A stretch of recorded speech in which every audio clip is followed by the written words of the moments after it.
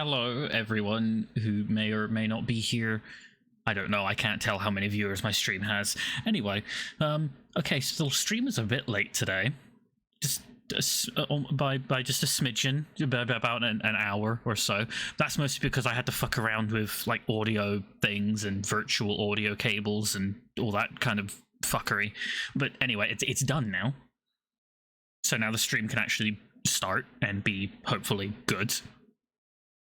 It's going to require a bit of finagling, but I finally got it, so now hopefully I could record PC games. Now, I know last stream I said that I would do Resident Evil, more of that pistol-only run, which I will do. I will do. But first I wanted to play a bit of, like, a bit of a game that I do enjoy, and I've enjoyed for a while. And I figured I might as well give it a try on stream, see what happens.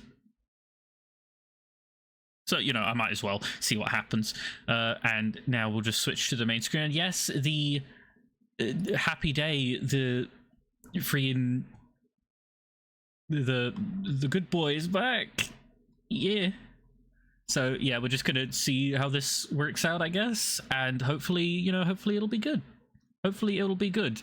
And I've even got the little whiteboard working in the back there. Now playing Ring of Pain. And I've done some adjustments to like the capture and that, so you know, hopefully it's good, I guess. Hopefully it just it took so fucking long to do all this stuff. Like it took an unbelievable amount of time just finagling with like virtual cables and shit. I had one virtual cable on my computer, now I have fucking 3, and I don't think one of them even does anything. That's how incompetent I am when it comes to all this streaming stuff. But hopefully it works, and yeah, let's see if it'll actually work. So let me just try and get all the stuff to actually... Oh god, there's so many buttons. First we'll bring up the game itself. Okay, cool. Yay, that worked. And now I'm worried about if everything else will work. The game's audio should happen now, and now I should be able to hear the game now. Okay, so I can hear it. Hopefully you guys can hear it. And hopefully you guys can hear me as well. And everything will be fine. I'm hearing the game, hopefully you're hearing the game, and everything is going well, and hopefully, yeah, hopefully it's all good. Where did I put the chat, actually? I have no idea where chat is on the screen, because I don't see, because there's no chat happening. I can't see where the actual chat is, so... Oh, that's where it is. Okay. Hopefully that will be visible. Either way, we'll find out when we get there. Cool. This will be fun. Hopefully. I'm just gonna lock some stuff in place so I don't accidentally fuck anything up while it's like rolling. And my knee just made an awful sound. I don't know if the microphone did not pick that up, I don't think, but my... it's one of those sounds you can feel. Oh my god, I've been sitting in one position too long, I think. Anyway, so yeah, Ring of Pain. Fun game. You know, fun game. It can be a little tricky, I guess you could say. Just a little. But it's if you can't tell by the collection thing that my head is blocking, which I'm doing well. I've unlocked most of the things. I've achieved many of the things, but the game can really just fuck me over sometimes. Absolutely fuck with me. But you know, I've completed the game a few times. You know, 4 times there, at least 3 times there, at least. Haven't beaten it with a Dark Stone, which, fuck me, that will be a bit harder to do. I've beaten it once with the Lantern of the Ox, once with the Inverted Candle, none with the Glowstone, twice with Pain, at least. 3 times with the Selective Stone, because that's probably the fucking favorite one of mine, because like I like it. It's very, very good. it to be able to it lets you choose which sets of items, because there's 4 different item sets, well 5 item sets. There's multi-class, which are just no specific set. You have a brute, which is more, I think it is more attack focused. You have stalker, which is more stealth focused. You have soulkin, which is a bit more magic focused, and then you have diviner, whatever you want to pronounce it as, and that's more like healing, I guess. It's an okay thing. I think out of all 4 of them, the worst one to go with is probably Stalker in my opinion, because Soulkin has one build that just fucking destroys everything, my dude. It's a fucking powerful build. But yeah, but I'm thinking to do just a few runs of this, and then I'll switch over to Resident Evil, so, you know, just a little something different would be hopefully fine for everyone. Though I think I want to try Darkstone now, just because I haven't done it and I haven't won with that one yet, so, you know, I could see. Now, this game does actually have Twitch integration, but I don't think I have enough of a viewer base to use it, so rip. So the way this game works is that you have the ring of cards, and you can interact with one of the 2 cards that are in front of you, and you can also pass them, which just means moving to the next one. Quite frankly, I've got a bit of a good start here. I started right next to an exit, but Patience is a fucking awful room. So basically, you have about, I think, 16 rooms and then a boss, and that's one run. And of course you have special rooms, which are these, which is a door with like a symbol and little visuals behind it. If you just go through like a black door, no symbol, then it just goes to the next number room. But these ones will give you a special room, in this case Patience, which, fuck that room, I don't like it, I don't like doing it. But then you have these, which are mimics. They're not enemies, they're literally how you obtain items, and you can equip all these slots with items. And it's basically supposed to be like, hey, the more items you get, the more powerful you get. Some have unique abilities, like the Shrouded Leather gives you plus 5% stealth chance, because there are monsters in the game you have to fight. And like when you fight them, you can either fight them, which is where the attack, defense, speed, all that comes into play, or you can sneak past them. Now, why would you sneak past them, I hear you cry? Because sometimes the enemies in this are absolutely fucking atrocious. Some of them are absolute bastards to fight, and skipping over them is just significantly easier. It's absolutely easier to sneak past half of them. You don't get as many souls, so you don't get as many items, so you don't get as powerful, but you know, it's better than dying halfway through a run that you're doing really, really well on, which has happened to me just so many fucking times. But yeah, in terms of what we've got here right now, though, Opalescence and Shrouded Leather, I mean, that 5% critical hit chance is not something to shrug on, because critical hit chance is like, it's just a double damage is pretty good, especially if you're doing like if it's like a brute set kind of thing. Then critical hit chance is really good, because you can absolutely, like, I pumped up my critical hit chance on my brute set only run that I did yesterday, and that, oh my god, I was dealing so much damage. I was practically one-hitting everything that I freaking came across. It was amazing, but that was a very long string of luck. But the issue with this is you get the 5% critical hit chance, but +5 and -5 to 2 random primary stats, which I believe are attack, defense, speed, and clarity. Woo.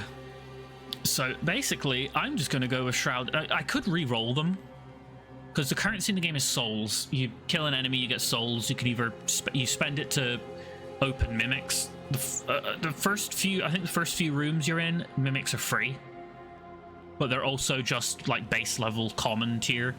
But as you go through, you get like, you know, you can get up to legendary. There's epic, legendary, uncommon, and common, if I'm correct. These are common. Then you have uncommon, which is blue, epic, which is purple, and legendary, which is gold yellow. And all the chests beyond common, I believe, cost money to open. Occasionally you can find a corpse, and that can be any rarity, and it's always free. Mimics, however, start to cost souls as you progress through your run, and that's okay.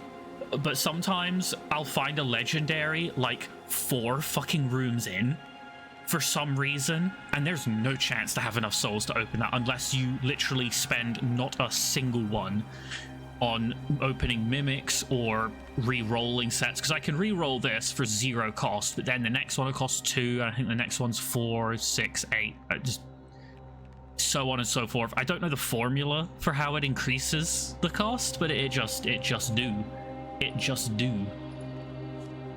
So I'll just pick the Shrouded Leather, open the next mimic. Spiritual, that's really good for the that's the Soulkin set, and the one I was talking about, the setup, the build that you can have for there is a literal 4 item build, but it is so unbelievably powerful, and it can be you can basically create the build within the first like 2 or 3 rooms if you're lucky, and it's so good. It is so good because it basically guarantees that you ain't getting hit.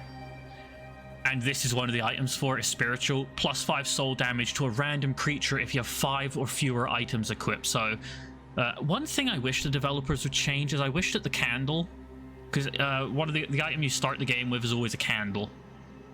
In this case, the Darkstone.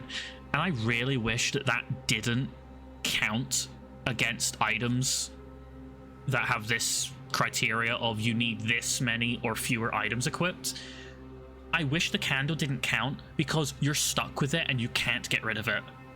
So all of these are really one, you automatically have 1 less than it. Plus it counts itself, so you have 2 less. So for instance with this, if I equip that, I would have 4 equipped, meaning if I equip, I could only equip 1 more item and then that's it. So this is good if you plan to do a low item build, like a low equipment build, but you really need other low equipment items to make it worth it. But the 5 soul damage to random creatures, that's hella good, because that means that every time you attack one enemy, it'll pick a random enemy from somewhere in the ring of cards and hit them with 5 damage that I think can't be blocked. So it completely bypasses like the creature's defense stat, which is fucking phenomenal. But you also have Creepy Doll over here, which is also a really good card. It increases the size of the ring by 2 cards, so every dungeon is guaranteed to have 2 more cards, plus you get 1 speed and 1 health. Speed and health are, like, I mean, all the primary stats are good, but I mean, like, you don't want to, like, forget that, like, you don't want to forget any of them, but, like, depending on your build, I guess. I'm kind of rambling and stuttering and kind of losing my track there, but basically this is really good because it gives you more opportunities for treasure, for souls, this is just, to me, better. Now we have our first enemy, which is the Gnawling. It's a little mousey, little mouse, the little deadly fucking mouse. Though not really. Once your defense stat is like, yeah, once you have 4 defense, you block and they can't do piercing damage. So if you have 4 defense, these fuckers just can't touch you. Not that they do much damage anyway, so now boom. See, we have if you look at the health bar, you got that 100% 0 piercing. That's the parry chance. You may have heard me open my soda there. I apologize. So parrying in this game works where if you have enough defense to block all of the enemy's attack, then any extra defense goes towards your parry chance, which is to prevent yourself from being hit by piercing damage, which can be an absolute bastard sometimes. So I'm always going to parry the Gnawlings because, well, I have 100% parry chance on them because they don't do piercing damage. And then we have a Fire Hive. I fucking hate these. I absolutely fucking loathe these fucking things because I hate anything that does explosive damage to me, because look at the damage that it would do. if I hit it, I'm going to block all the damage that it'll do, all the physical damage it will do, which is 0. It does 0 physical damage, but it does 1 piercing damage, and I have a 30% chance to block that, and 0 chance. There is no way, like, currently, for me to block explosive. There are ways to block explosive damage, but they're few and far between. And this deals 6 fucking explosive damage, so fuck that, I'm going the other way. There's a Gnawling. Easy-ozy. Now we have the Rot Hound. One of my favorite items in the game is this thing called the Hand of Dog, and it's the most adorable item, or one of them. There's like a handful of items that are just adorable, and the reason I like the Hand of Dog is when you find Rot Hounds, and like of any variety, you could turn them into normal dogs, and then you pet them, and then they leave. And I think you get like +1 like maximum health when you pet them. But it's a hard, like, those creatures only appear like very early in the game, I think, and that means that it's very very difficult. Bear with me for a second while I just move where my stream deck is. You may have heard it clank down in the desk there. Apologies. Yeah, that might be a little bit easier to manage. So yeah, it's just because, like, I like the dogs, but it's so difficult. It's difficult to get the Hand of Dog early in the game, where the creatures actually appear. But they don't appear after a certain point. It all becomes very high level enemies. Now, oh, this fucking item. Oh, this one makes me think. What is that thing that I just knocked on my desk? That is my Switch controller. Okay. Grabby Hands. Cute name. Fucking brutal, like, ability. Equip all items found. Gain the soul cost of replaced items. So whenever you find an item... So you can find treasures like this, or like equipment items, just in the ring. But with this equipped, if you find one, it's forced, like, you're forced to equip it, and any item that it replaces, you gain the soul cost of, which is a decent exchange, I guess, but sometimes it's really bad, and Grabby Hands can even, if I'm correct, it can replace itself. So if you're unlucky, you might get Grabby Hands, which has a decent stat layout of attack, speed, and clarity, and 5% critical hit chance. Yeah, that's not too bad. But it can replace itself, so you might be able to get, you might get it, and then the next thing you find might be like a shit hand slot item, and you equip it, and it's just like, oh well, you fucked my run in 0.0 seconds, so, you know, thanks for that.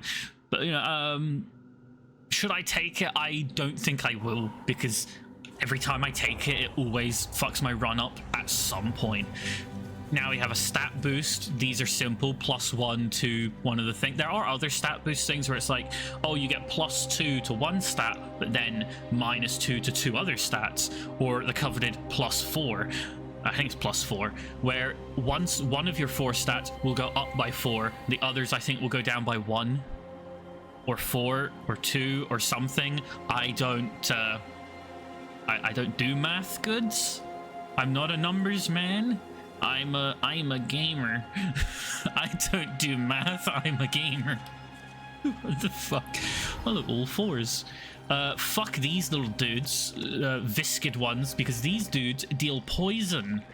When they attack you, they inflict poison, which will then do a guaranteed 1 fucking damage, unless you, of course, use a potion. Potions will heal you for however much it says above the health bar there.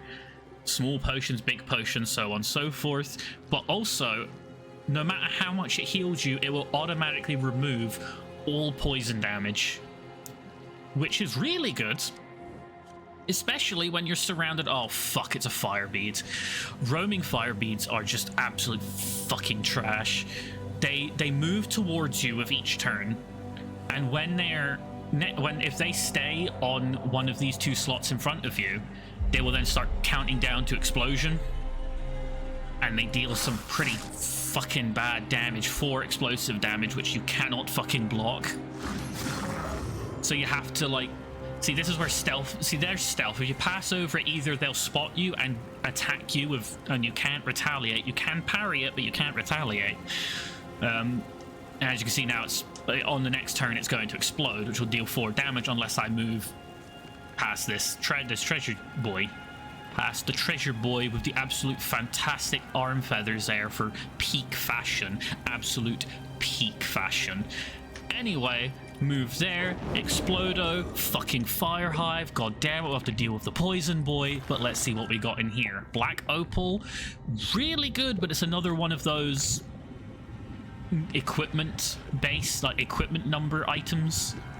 This one just gives you +1 clarity for each empty inventory slot. Now, there is an item, a legendary, called the Backpack that I've unlocked, and when you have it equipped, all items that count your inventory amount it essentially forces those items to think, okay, there's only 3 items equipped, which is unbelievably good.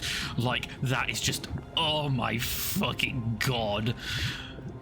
But it's so fucking rare that it's almost impossible to get. So I don't really want to replace the creepy doll. I'm not fussed. I mean, +10 clarity is good, but I very much would prefer having more, like, I would very much prefer having more items over more clarity, so fuck it, I'll re-roll. Okay. Yeah, this, that was a good re-roll. I like this. So heal 1 on attack, -5 max health. That's harsh, but you have a 20% chance to heal on attack. So 1 in every 5 attacks, healing is not fucking bad. That is not bad at all. +2 defense. That's pretty good. That is pretty good, but I want the sandals more, because +2 health, +2 speed. I'm putting on some sandals and I'm going to the beach, baby. Okay, so here's where speed comes into effect. Basically, when attacking, it compares your speed to the creature's speed. Highest speed attacks first, which is fine, but some creatures are fucking fast, my guy. And in this case, he's got 10, I've got 6. He'll attack first. I have a 25% chance to block all the damage, but I'm guaranteed to take 1 poison damage, so I'm going to take between 1 and 2 damage. And because it's only deals 1 poison damage, it happens every turn. For instance, there's one enemy that will deal, I think, 4 poison damage, so when you're hit, you'll take 4 damage from the poison. Then in your next turn, I think you'll take 3, then your next turn 2, then your next turn 1. And that's cumulative. So if you only have like 8 health, you're fucked, because that's 8 damage, 1 turn at a time. No, that's 10 damage, I think. Fucking 4, 5, 6, 7, 8, 9, 10. I said I don't do math. I'm a gamer. I'm an accountant. At no point in my life do I need to do math. Math is not my job. Math is not my life. I need to get, like, I went out and got soda yesterday, which is what I'm drinking the soda that I got yesterday right now. But the thing is, the soda's fucking expensive, my guys. And so in order to save some money, I just got this massive fucking bottle, and now I have to drink from that. I should really just get like a glass and pour it in there, but when I pour soda in a glass, it does that fizz thing where it's flicking the little bits of soda up in the air, and it gets on my glasses, and it's fucking awful trying to clean that shit off my glasses because it's fucking sticky. Anyway, so scrolls. I already have a scroll which I haven't used yet. Barrier. You activate a scroll, they have 1 use, unless you augment it with things. Barrier, you take no damage next turn, so you activate it, and for that turn, you will take no damage. Really good in a tight spot, and none of these are good enough to replace it. Soul Spill, spending my souls, deal 1 soul damage to a random creature. No. At 10 souls, that could end up being like 2 damage to the strongest enemy, and then like the rest of the damage all goes on to like an enemy with 2 fucking health, and all I can think to that is no.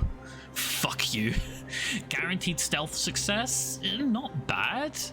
Also very good for when you need to get out of a tight situation, but much more, that is much more, like, the situation is a lot more specific than Barrier. Barrier is just straight up always good. If you're in a bad situation, it's always good because it means that, okay, you're guaranteed to not take any damage for this turn. Awesome. Summon Nestling. This is probably the main way you'd see, like, Rothounds and stuff in... Oh, by the way, just because it just slipped into my mind right now, if the sound balance is off between me and the game, do tell me, because I think my PC games are significantly louder than the PS5, so you're gonna... adjusting them is going to be a little bit different. So just let me know and I'll just adjust the volume as needed. If it's too quiet, too loud, whatever. Summon Nestling, use it, and you can replace one. You can add a new card into the dungeon, which is essentially going to be one of the early game creatures like Rothounds, Gnawlings, etc. It's a pretty good card. It's probably the primary way to find Rothounds when you're in the later game. I'm not going to take any of the scrolls. You don't actually have to take anything because you can discard them. If I took the grabby hands though, any chest I open or any scrolls that I look at, I have to take one, and it's a bastard. Fencer is okay. It's kind of meh on my. It's a good starter kind of thing, a good early game kind of thing, with a brute set only run, but yeah, not right now. Glass Shield, I just rarely ever fucking use it because I just don't think the health penalty's fucking worth it. 5% dodge chance, 3 attack, but -1 defense and -4 fucking health is just, it's not worth it, my dude. Skull Cap is always worth it though.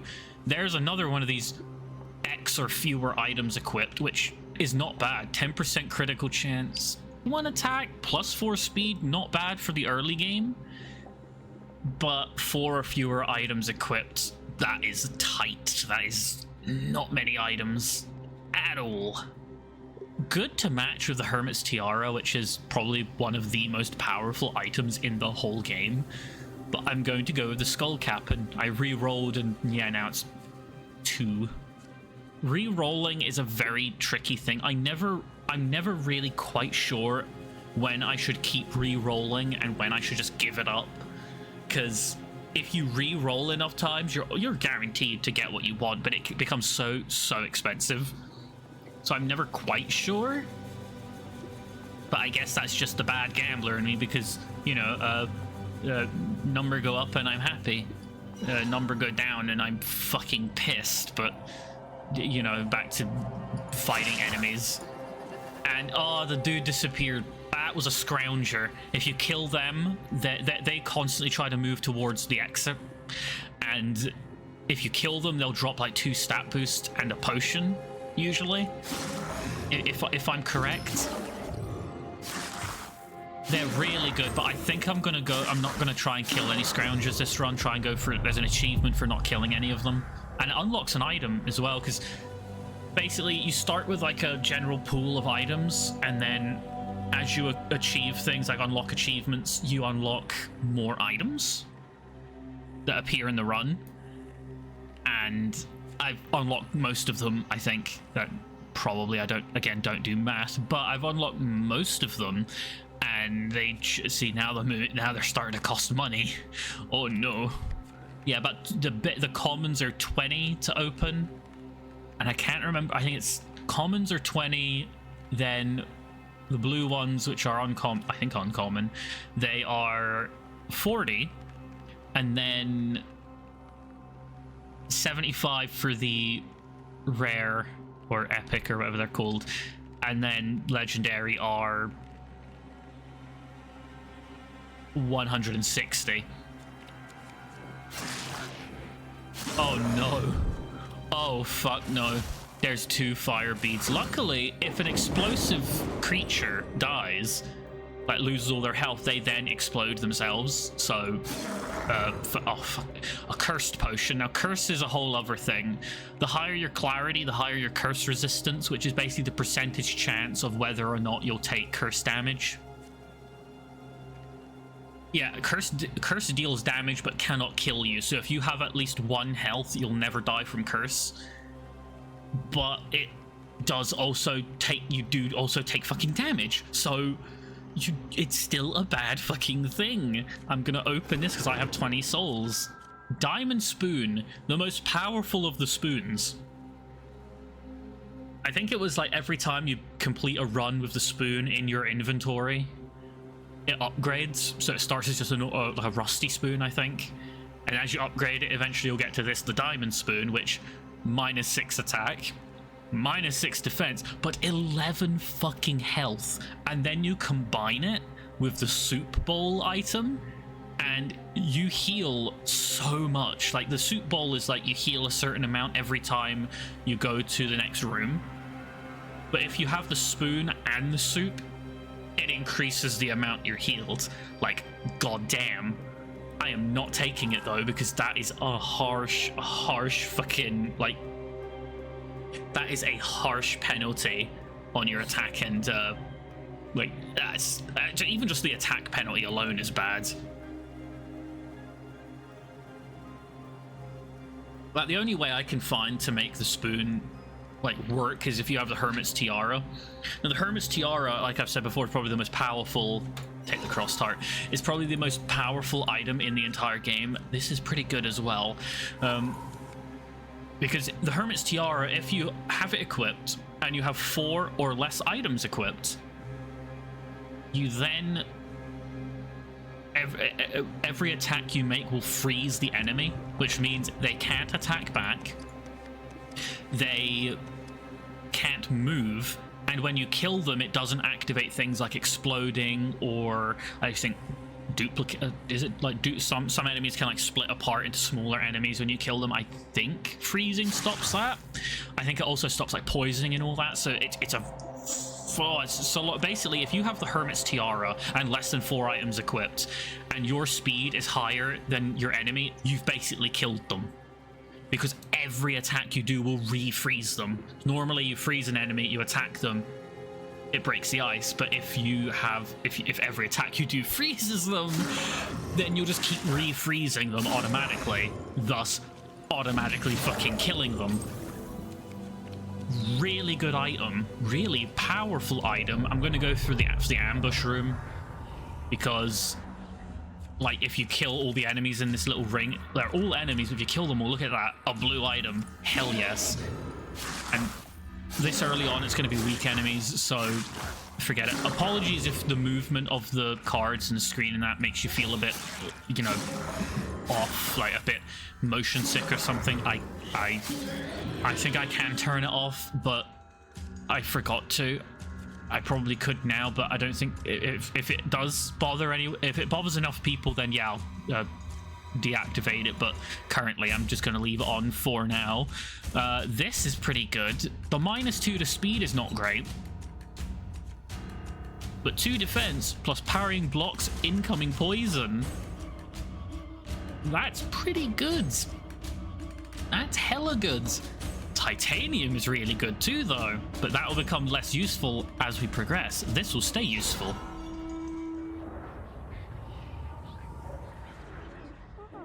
Ooh, that is a bastard of a fucking...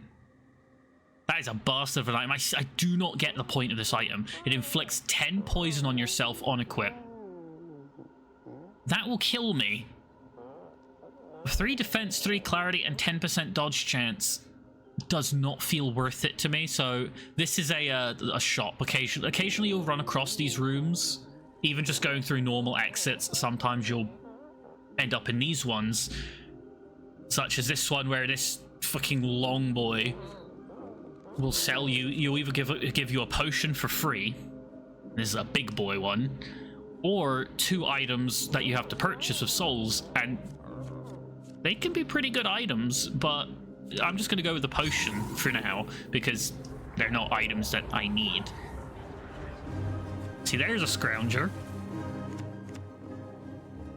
3 damage, 2 piercing, 3 defense, 5 speed, 1 soul, but they drop, oh god, a cursed stat boost. So either You'll get the stat boost card, or you'll get cursed. I have a 53% chance. Fuck it, let's do it. 6 curse. Of course it happened while I was streaming. Why didn't I use barrier? I wouldn't have taken the damage. Rip me. Now this is a shuffle prism. You activate this and it basically shuffles where all the cards are. That can sometimes be really good, but sometimes it can absolutely fuck you over hard. Like, very bad. I'm gonna activate this just to kill this thing. Thank God that one didn't die, because that would have been very bad for my no Scrounger killed run. I don't know if killing an explosive enemy and then it killing the Scrounger counts. I know that some forms of damage don't count if it kills the Scrounger, but I'm not entirely sure. I just wanted to use the barrier thing because I knew I could just get that other one, so fuck it. Now here it is, the Fabled +4. So it is, okay, yeah, so it's +4 to one stat, -1 to all of the others. That's really good. And I think I'm going to put it in speed because I want to attack first for once. For like, I need more enemies to attack first in. Now, okay, so this is Burial Grounds is okay. It's got a bunch of graves that basically either you activate it and you take curse damage. I think you might take poison damage on another one, but some of them give you souls. And there's one item, which is the shovel. And if you have that, you can dig up the first grave you dig up is guaranteed to have an item in it, and it's a pretty good one, and it's, I think, the only way to get it. Like, don't quote me on that, but I think that's how it works. And this is a story thing. I don't get the story of this game, really.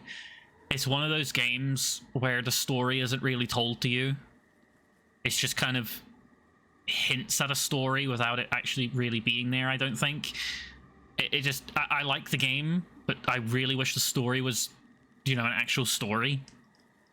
And this is just like a little lore room, and it doesn't matter. Like, you go in there as a character, you can ask them, like, you can give one bit of dialogue to them, they'll say something back, and then, like, that's a little bit of lore, I guess. But I still don't quite get it. Why did I attack him? Automatic reflex. Okay, so what are these? Is the Restless Triad? I don't like these guys. They're very strong, and I don't like them. Luckily, I have a almost 50% chance to stealth past enemies, so fuck them. We don't have to fight anyone we don't want to. I'll leave you alone. I almost clicked on him, so I'm just going to move on to this one. I forget the lore room for now. Oh dear.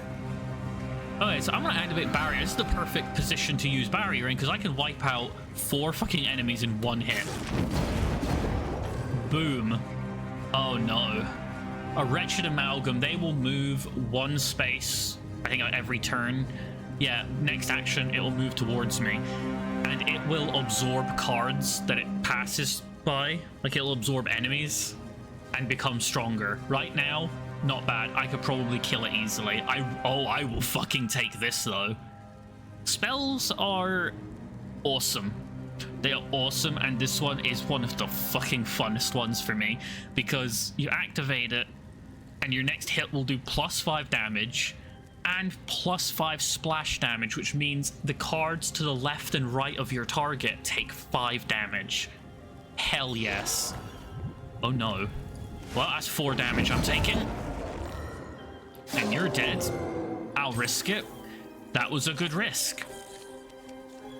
I hate these guys as well, the spine backs. If you attack them when their spikes are out, they will reflect 6 damage back at you, which is something.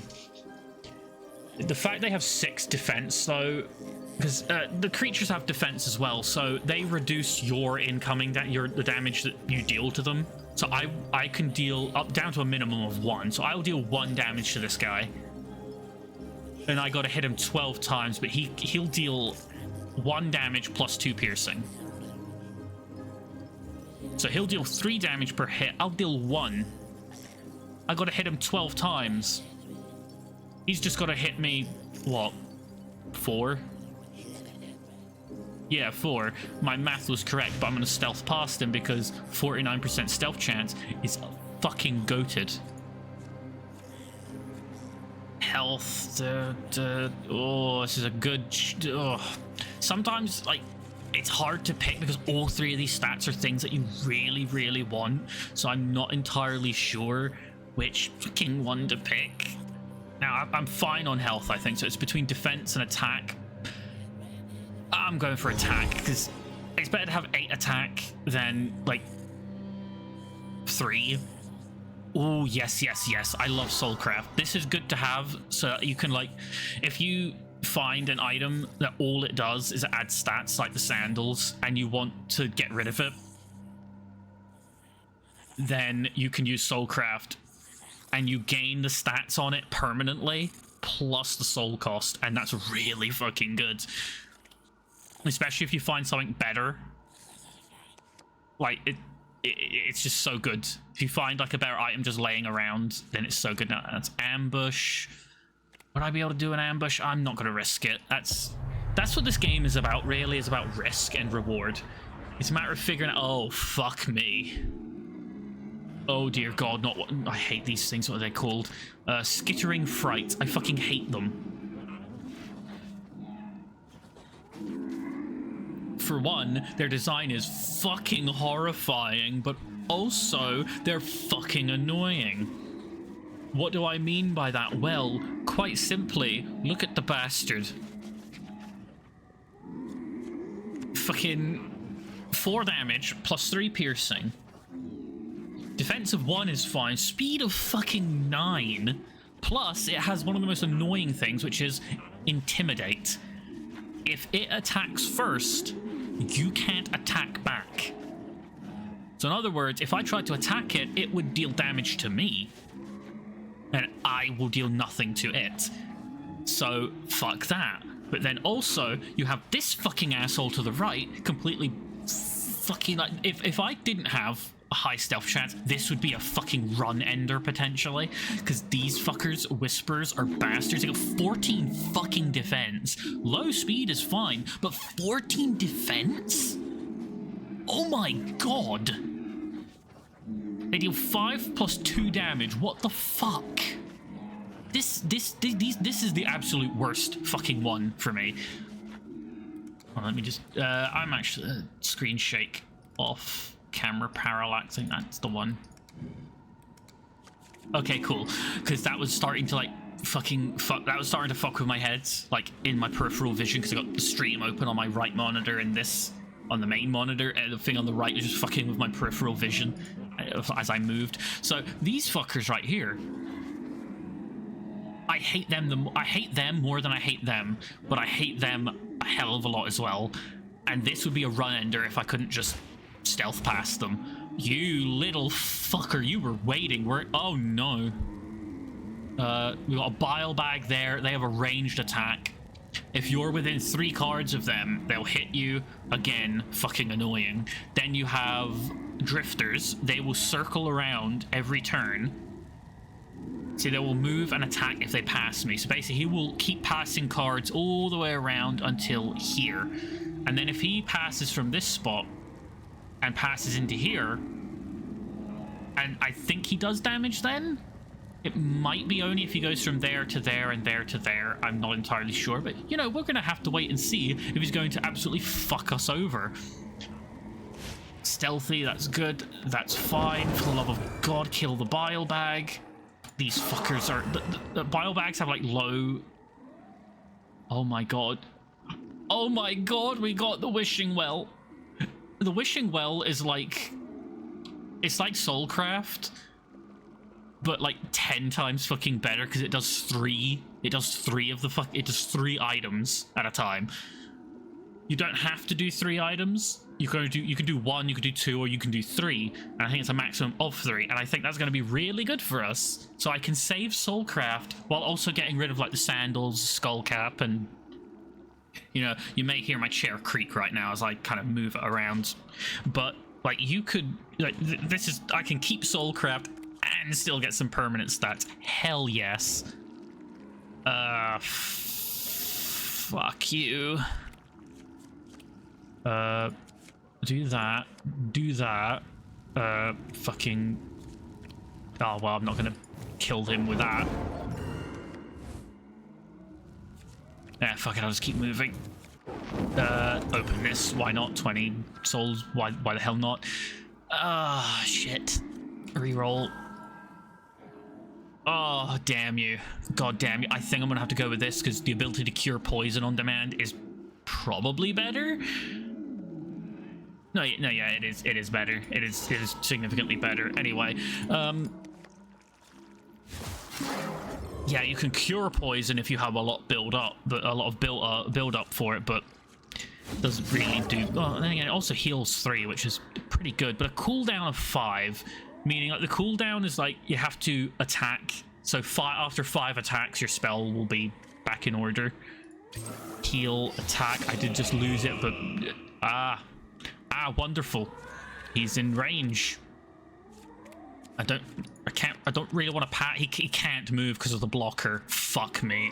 So those 2 cards are pretty much inaccessible to us. So fuck it. I'm just gonna go to the wishing well. There's nothing really more that I can do about that. So I'll get rid of the sandals. The +2 health, +2. I don't think. Does it give you the souls? Okay, activate. You don't get the souls from the wishing well, just the stats. Soulcraft gives you the that gives you the soul, so it's good to keep that if you have like a high soul cost or soul value item.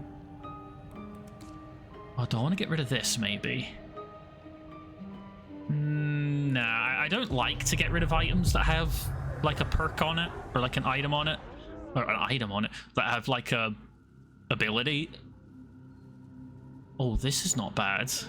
Good health boost and speed boost. Low defense, but any explode damage that I do take, I gain as souls. That's pretty good, but I'd have to really up my health and defense to make it worth it so I don't, you know, fucking die. Poison transfer is okay. But this is one of those things I've never really found much utility in it. Oh, I can't afford them anyway. They're both 60 out of 46. Fuck it, I can't afford them. That's the thing when you get to an item shop and you can't fucking buy anything. I hate when that happens in like any game. It's not like hate, but it's... Oh, sweet, the snakes can't fucking get me. The Bane Fang can't get me. He doesn't do any piercing damage, so it's an automatic parry, so he can't deal his 3 poison. Fuck you, snake. Uh-oh. I hate these guys. The Crooked Loombird. They do the same thing. They move towards you, and as soon as they're in one of these 2 spaces, they'll attack you for 8 damage plus 3 piercing. So he'll do 3 damage plus 3 piercing, unless I can parry it. And that's 12 fucking damage he'll deal. I think that's because he'll attack me twice. Once when I attack him, he'll retaliate, and then he'll attack me on his fucking action. It's not worth attacking. Luckily, I dodged it. He spotted me, but I dodged it. I'll take this, though. Maybe that'll help me out. Fury Ore. I'm taking that. But I am going to pass you. Can't heal the poison damage. Rip. More health, please. See, a 70 fucking 5 for the purple boy. See, I can just keep circling around trying to find this stuff, so that should cool this down to 0, which means I can heal that. I am past that. They're both poisoned.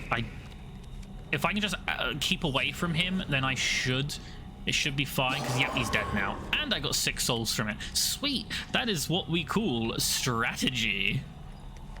This fucker can go right to hell, though. No. This is a good fucking thing. This is fucking good. Crossroads is less of a room itself. Like, the non-numbered rooms don't count towards, like, overall progress. They're kind of in-betweens. There are a total of 16 numbered rooms, and then however many, like, non-numbered ones you enter. Though you can skip numbered rooms. I don't know how many, but you can. But I like the Crossroads because it gives me more choices. for like a higher chance to find the wishing well again. So we have Patience, which is, I know that in Patience there are 2 cards, one to the left and one to the right of the exit, and after a certain number of turns pass, they start moving until they essentially are the 2 cards in front of you. They have very high health, I think very high defense, and killing them is an absolute bastard. You may have heard my dog barking in the background there. I apologize. He barks at anything that fucking moves. He does not like anything coming near our property. Then again, like, we have some problems here. Like, recently, for some fucking reason, like, I literally have no fucking clue why this is happening. Chills, though, that can fuck off. Number 15. Anyway. Fucking hell. Yes, taking that right away. But, like, for some reason we have, like, there's this fucking kid who... I'll get rid of that. There's this fucking kid in our neighborhood who keeps coming down our driveway, and I don't know why. Anytime one of us confronts him, he just fucking runs away, or he, like, scooters away. He's on a little... He's always on his, like, little fucking scooter, and he always just fucking scoots away. He doesn't talk, he doesn't do anything, except I think a few times he's tried the door, tried to open, like, the cars. So I'm hoping to God he's not fucking trying to steal from us. So we've had issues similar to that here, where, like, people have, like, broken the windows of our cars, probably to try and either steal things or just to vandalize, because I genuinely wouldn't be surprised if it was just vandalism. Because this place is just... God, this place is a fucking hellhole. And I don't mean just specifically where I live. The entire fucking country I live in is a goddamn hellhole. But, you know, can't dwell on that kind of stuff. If you guys can hear... If anyone can, like, hear my Stream Deck buttons through the microphone, please do let me know, because these sound fucking loud, and I don't know why they're this loud. They weren't this loud when I first got it, and now they're really fucking loud. They're also a little... They also stick a little. I don't know why. Fuck knows. Maybe it's just wear and tear, but I don't think I've had it that long, so I really don't know. Like, I think it might just be, like, my over-exuberance in pressing. Like, if I put my finger on them and then press it slowly and deliberately, it barely makes a sound. But if I'm just pressing it, like if I press it just like I would press any normal button by just, you know, freaking donking it. The fuck? If I just, like, press the button, then it goes down, it sticks a little, then it pops back up, and I think that's where the noise is coming, when it pops up. So I just demonstrated it there, sort of, if you could hear it, with pressing between the faces, but, you know, yeah, whatever. It's not a big deal. It's more speed. Oh, perfect. So, yeah, that enemy is, like, multiple of these boys put together, but now I can just attack them first with 13 damage a pop. Is fucking hella good. Now that's a corpse, and it's a free blue item. Fuck yeah. Slow burn, reduce piercing damage taken by 1. That's not bad. -3 health from 22 to... yeah, I'm taking that. Fuck it. Kill you. You won't poison me, so I don't care. See, my build has gotten pretty good so far. I don't know whether it's just stats, or I can attack him, do that, attack him again, boom, boom, done. And I'll just shuffle these. I like to use as many of the cards that I come across as possible. I'm saving. I'll save my souls for a little while, just to try and get something better a little down the line, because I think the purples are going to start appearing soon, so I want to actually have the souls for that. +4 to that. Yeah, there's a purple right there. Don't kill the Scrounger. Do not kill the Scrounger. Keep him alive. Now, primary stats do not include these 4. So if anyone thinks that, oh, why don't you use Soulcraft on Shrouded Leather and get a permanent +5% to stealth, it doesn't work that way. Stealth chance, dodge chance, and critical hit chance aren't primary. They're derivative stats. So Shuffle that. Oh, fuck. This is a huge roaming fire bead. 20 fucking explode damage. That bastard is a run ender. He is a fucking run ender. Oh, no. I hope that didn't invalidate the Scrounger pacifism run. I really hope it didn't. Oh, I fucking did not pay attention to that being cursed. That could have gone fucking poorly, but it didn't, so hooray. But it really could have. Defense. I'm very, very low on defense. Like, it's probably best not to try and, like, keep all your stats high. Like, if you have high health and low defense, you'll probably be fine if your health is high enough. But if you have low health and high defense, don't even bother putting any stats into health, because if your defense is high enough, nothing's gonna fucking hit you anyway. So and if you have high speed and low defense, then fuck it, your dodge chance should be through the fucking roof. See, can you see why I picked up the Putrid Incense? Because now I can pass over enemies and just fucking keep passing with a high stealth chance and just passively kill everyone. This is a Constrictor, 15 speed, so I will not be fucking attacking that because it's got Intimidate. It will be the death of me. Yeah, so you can stealth over them, but by fuck, that damage can be killer. So I'm gonna shuffle. I'm gonna fucking run. I'm gonna open that because I got exactly 75, so I can't re-roll, but that is good. That is good. That is +8 health. I can pass by blockers. That means patience won't be an issue anymore.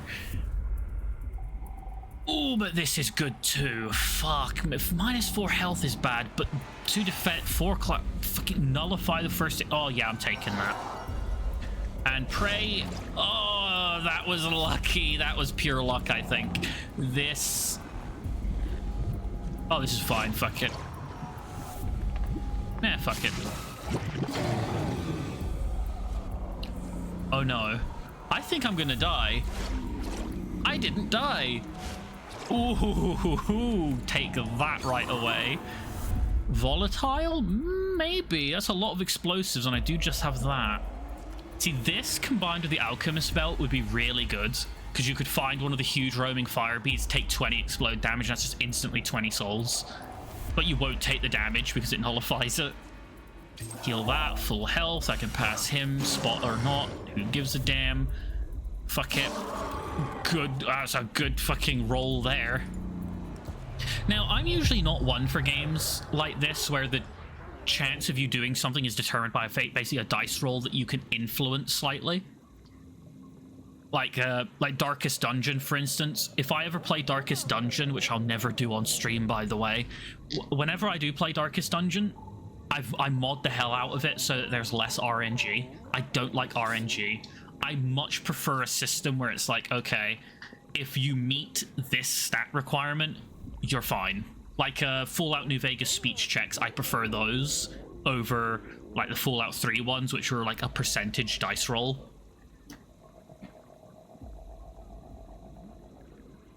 I prefer it, especially in video games, because, like, for instance, in Fallout New Vegas, you can save scum all you want, but if you don't have the enough skill points in something, you're not passing that speech check no matter how many times you save and load. It doesn't matter. You're not getting it. Whereas in Fallout 3, you could put 0 effort into pumping charisma or speech, and you can pass every skill check in the game. Every speech check, sorry, in the game. Same as in Fallout 4. 0 investment in charisma, 0 investment into any form of diplomatic skill. You can pass every speech check in the game. Not that it's going to have much of a fucking impact, mind. So, actually, this will give me 5 attacks. See, a good thing for Soulcraft is if you have a gem like this, like Fury Ore or Titanium, that gives you stats for each empty slot, you get it. Then, if you get them when your inventory is practically empty, and then you get something like Soulcraft or the Wishing Well, you can activate it and get that primary stat for each empty inventory slot. So right now I've got 5 empty slots. That's 5 attack that I can get from that. So if I use Soulcraft which I can't use right now because of these fuckers blocking it. I could use that to delete that, but this will not let me right now because of these. You can't use it in a store, because if you could, then I think there's a scroll. Yeah, I think there's a scroll that lets you destroy items that are in front of you, and if you could use that here, you could destroy one of those, gain the stats and the souls value of it without buying it, which would be a bit of a cheat. And I think that would be, I think they should allow it, but maybe like I don't know, like allow it, but then block you from ever coming back into the store for the rest of the run. I think that would be fine. Or even have it so if you do that, these two will show up as an enemy in your run at some point, and they're very powerful. Because there are a few like boss level, like air quote boss level enemies where they're really fucking strong. There's only one of them in the game. They're really fucking strong. I mean, there are the two bosses in the game. Those are obviously unique and they're bosses, but then there are others like I think one of them is named Sam, and he's a boss level, like he is on the level of being a boss enemy because he's just very powerful. And I think these two could be good for that as well. So like if you use a scroll or spell or something to destroy one of the items, then I think it would be quite neat if then any store you came across would have him show up as an enemy. I think that would be pretty cool. I would like something like that, because it's like, I like games that punish you for doing shitty things like that. Like, it's a smart move to make to get the free shit, but it's also like, okay, you did something that was smart, you know, you got easy souls, easy stats, but guess what? We're going to introduce this as a little bit of balance. And by balance, we mean we're going to absolutely fuck you up. Which is, you know, oh my. Well, I could just attack this dude, because nullify the first these fuckers. The Viscid Union, that's like the level 3 of the Viscid. You got the little Viscid boys, then you got the chunky Viscid boys, and now you got the Mega Chonker. And he is strong as hell. No defense though, which is good. Very low speed. However, when you attack him, they're absorbent. If attacked, he will take one of your items, your equipped items, and hold it until he dies. Then you get it back. So if you're attacking him, and there's this one thing called the wading rags. It's a leg slot item, and basically, if you're attacking a poison enemy first, they can't retaliate. It intimidates poison creatures on attack, which is hella good. However, if he takes that item when you attack him, he will then attack you back, and that's a very shitty situation to be in. So what I'm going to do is kill the big fire bead boy, kill him, kill this dude, and there's a legendary 160 fucking gold. I don't fucking have the souls though. I'm hoping to get them though, so I'm gonna actually get rid of this now. I got the stat permanently now though. That's good. These fuckers are harsh. The Phase Fiend, 20 speed, 28 damage, 14 damage plus 4 piercing. Holy shit. Holy fucking shit. 8 souls though, but these guys are really useful if you get like a... There's one item that makes them friendly, and you can actually interact with them, and then it will then teleport you to the next like Phase Fiend in the ring, which is really fucking good. So I'm going to avoid him.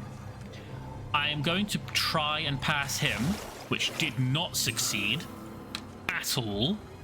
Fucking rip me. I'm going to start ignoring defense. I think I'm going to... If I come across a stat boost, basically, once you start finalizing like what build you're going for, then you have to start prioritizing stats. And I think in terms of priority, I'm going to go attack, health, attack, speed, defense, clarity. So if if I can't boost my health, I'll boost my attack. If I can't boost my attack, I'll boost my speed. If I can't boost the speed, I'll boost defense. If I can't boost defense, I'll boost clarity. Once you start prioritizing things like that in the game, then it starts to get a little bit easier. And by that I mean, like, the game doesn't actually decrease in difficulty, it just makes it a little easier to figure out what the hell you're doing. Oh my fuck, there are so many strong enemies here. It's like, here, I can't do health. Okay, can I do attack? Yes, I'll take attack. Of course, when it comes to the ones that increase one and decrease others, sometimes I'll like look at it and then I'll think, okay, what stat do what will this do to the other stats? And if it's going to push one stat way too low for my liking, I will just choose that stat to boost instead, so long as that doesn't also fuck with the other stats. My elbow just clicked like a motherfucker. So god, this stream's going for over an hour. Nice. It doesn't even feel like an hour.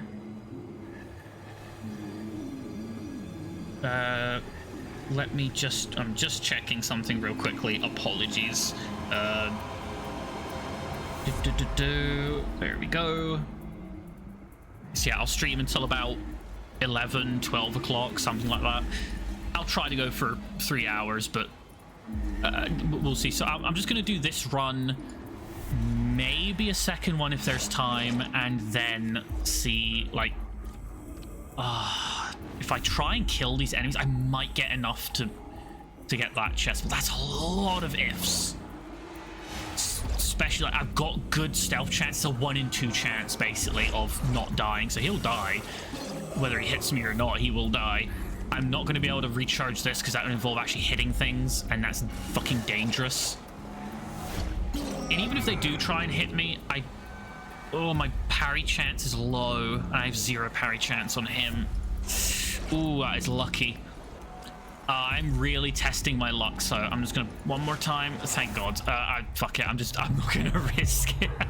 I just hit too fucking badly if it failed, and yeah. Oh God, that's a bad thing to think about.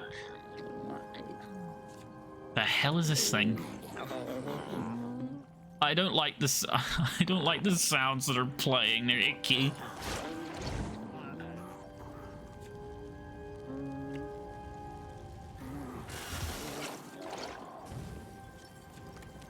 Bye-bye. Shuffle. Oh dear fuck, no. And that's the end of the run. Damn it. Well, you know, I guess we tried our best. We did our best. And when you win, you can view this screen, and if you lose, you'll be given this screen. So we lasted 300 turns, which is pretty good. Killed 58 creatures, 210 souls. We reached room 11 out of 16. And it took us 59 fucking minutes to do so. So I think I could do another run. Now that I've more or less explained how everything works, I could probably just play the game as I normally do, which is, you know, more quick fire decisions, and just kind of try and generally talk about what I'm doing. Though I'm going to go back to the menu, and I'm going to switch the item thing, because I want to show off the... There we go. I want to show off, change that to the Hermit's Tiara. I want to show this off a little bit and just show just how fucking powerful that it can be. Attacks freeze if you have 4 or fewer items. So yeah, I'm going to show you just how fucking bonkers this item is. Let's see if this will increase speed. Okay, I'll take these on the idea that I'm going to soulcraft them. Like, see, look how bonkers powerful this is.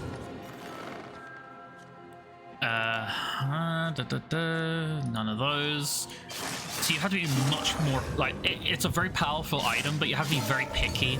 Like, look at that. I didn't take a fucking iota of damage because this is the single fucking best item in the game. Not taking that spell, though. You have to be very picky about the items you choose, because some of them, like, you could legit do a run with just Hermit's Tiara and, like, the 2 other items you can get, as long as you just pump speed and health. Because later in the game, like, you're gonna need more defense to handle, like, what's gonna be thrown at you, but there's some stuff like I'll take the mushrooms because they're one of the items I need is a jar, like a jar item. It's a legendary, but it's so damn good. You basically need. There are basically two things you want: the mask, the spiritual mask, and you'll want either the soul cannon spell, which lets you spend souls to deal soul damage, or you want the soul hourglass, which anytime you gain souls, it deals random soul damage to random amount of enemies.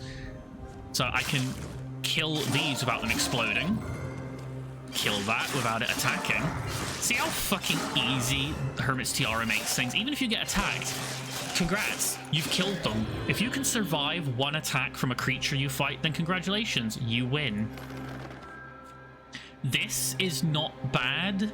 1, 2, 3, 4. I've already got 4 items though, so that would take me over the 4 item limit because I got the double candle, Hermit's Tiara, that's 2, Fancy Tights 3, mushrooms, that's 4.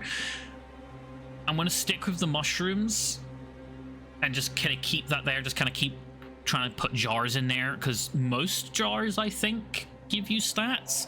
If I can, I would love to replace it with a backpack. That way I can just fill up this stuff, though. By the time you get the backpack, you don't really like. The backpack is something where it's like, oh, I still have the Hermit's Tiara, there's a backpack, yeah, I might as well take the backpack and continue using the Hermit's Tiara. But that's only if like you keep it knowing that you're going for the backpack and filling the rest up before you get there. It's a very specific kind of thing, so I'll re-roll this anyway. Nothing. Ooh, reprieve. We'll hang with Owl Friend. Everyone loves Owl Friend. Don't take that. I could do ambush, because if you go to reprieve, which I'll do anyway, just to show it off, it's not like a big fancy room, but you get to meet with Owl, who's like the mascot of the game. He's unbelievably powerful. You can't transform him, which is another status effect, where certain items and scrolls and so on and so forth can transform an enemy into something else, sometimes into a specific thing, sometimes into one of a potential group of things. But this dude's fucking powerful. 84 health, 32 souls if you can kill him, or 30 base souls, 2 from my 2 clarity, 21 damage plus 6 piercing. So you need 21 defense minimum to block the damage, and then you'll need even more to parry the piercing. You deal 5 less damage to him, which with 84 health is a fucking pain, and 17 speed. He's also, I think, if you attack him, he doesn't freeze. So I think if you attack him here, he'll disappear, and then it locks you into like one of the 2 endings. So you can talk to him though, and this is another one of the lore rooms. So you can ask him, why am I here? You were fading, brought you here. I'll keep you safe. Your guiding seer. Okay, what the fuck does that mean? And again, this is one of those games just like, oh, well, we'll give you these bits and then you interpret a story from it. And it's, I don't like that. It's not my preferred way of like experiencing a story. I prefer a story just be told to me. I don't want to sit there and analyze and have to create a story for you. Just tell me your story. Why am I attacking the Scrounger? This is the perfect run to not kill them in. Why did I drink that potion? I had full health. I'm fucking smooth braining. But I'll be fine. Don't really need to take any of that stuff. Take that stat boost. All with this, it's basically pumping speed and health. Once your speed is at a respectable level where it's like, okay, 9 times out of 10, creatures aren't gonna fucking kill me. You know, creatures aren't gonna be faster than me, sorry.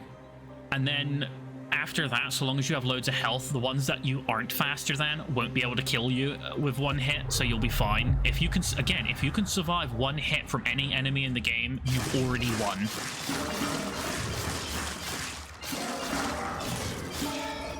So yeah, let's see if I get something good. Oh my fuck, these are good. Oh, these are so good.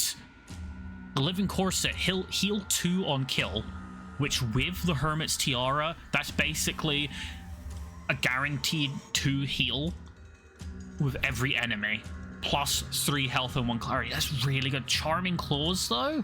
First item reroll is free? Hell yeah! I can't take either of them, though, which is a bastard. The good thing about this, though, is that because you're going to take so few items, you're guaranteed to save a lot of souls, and when the legendaries start coming around, you're pretty much going to have enough to let go with them. I am going to use Replenish.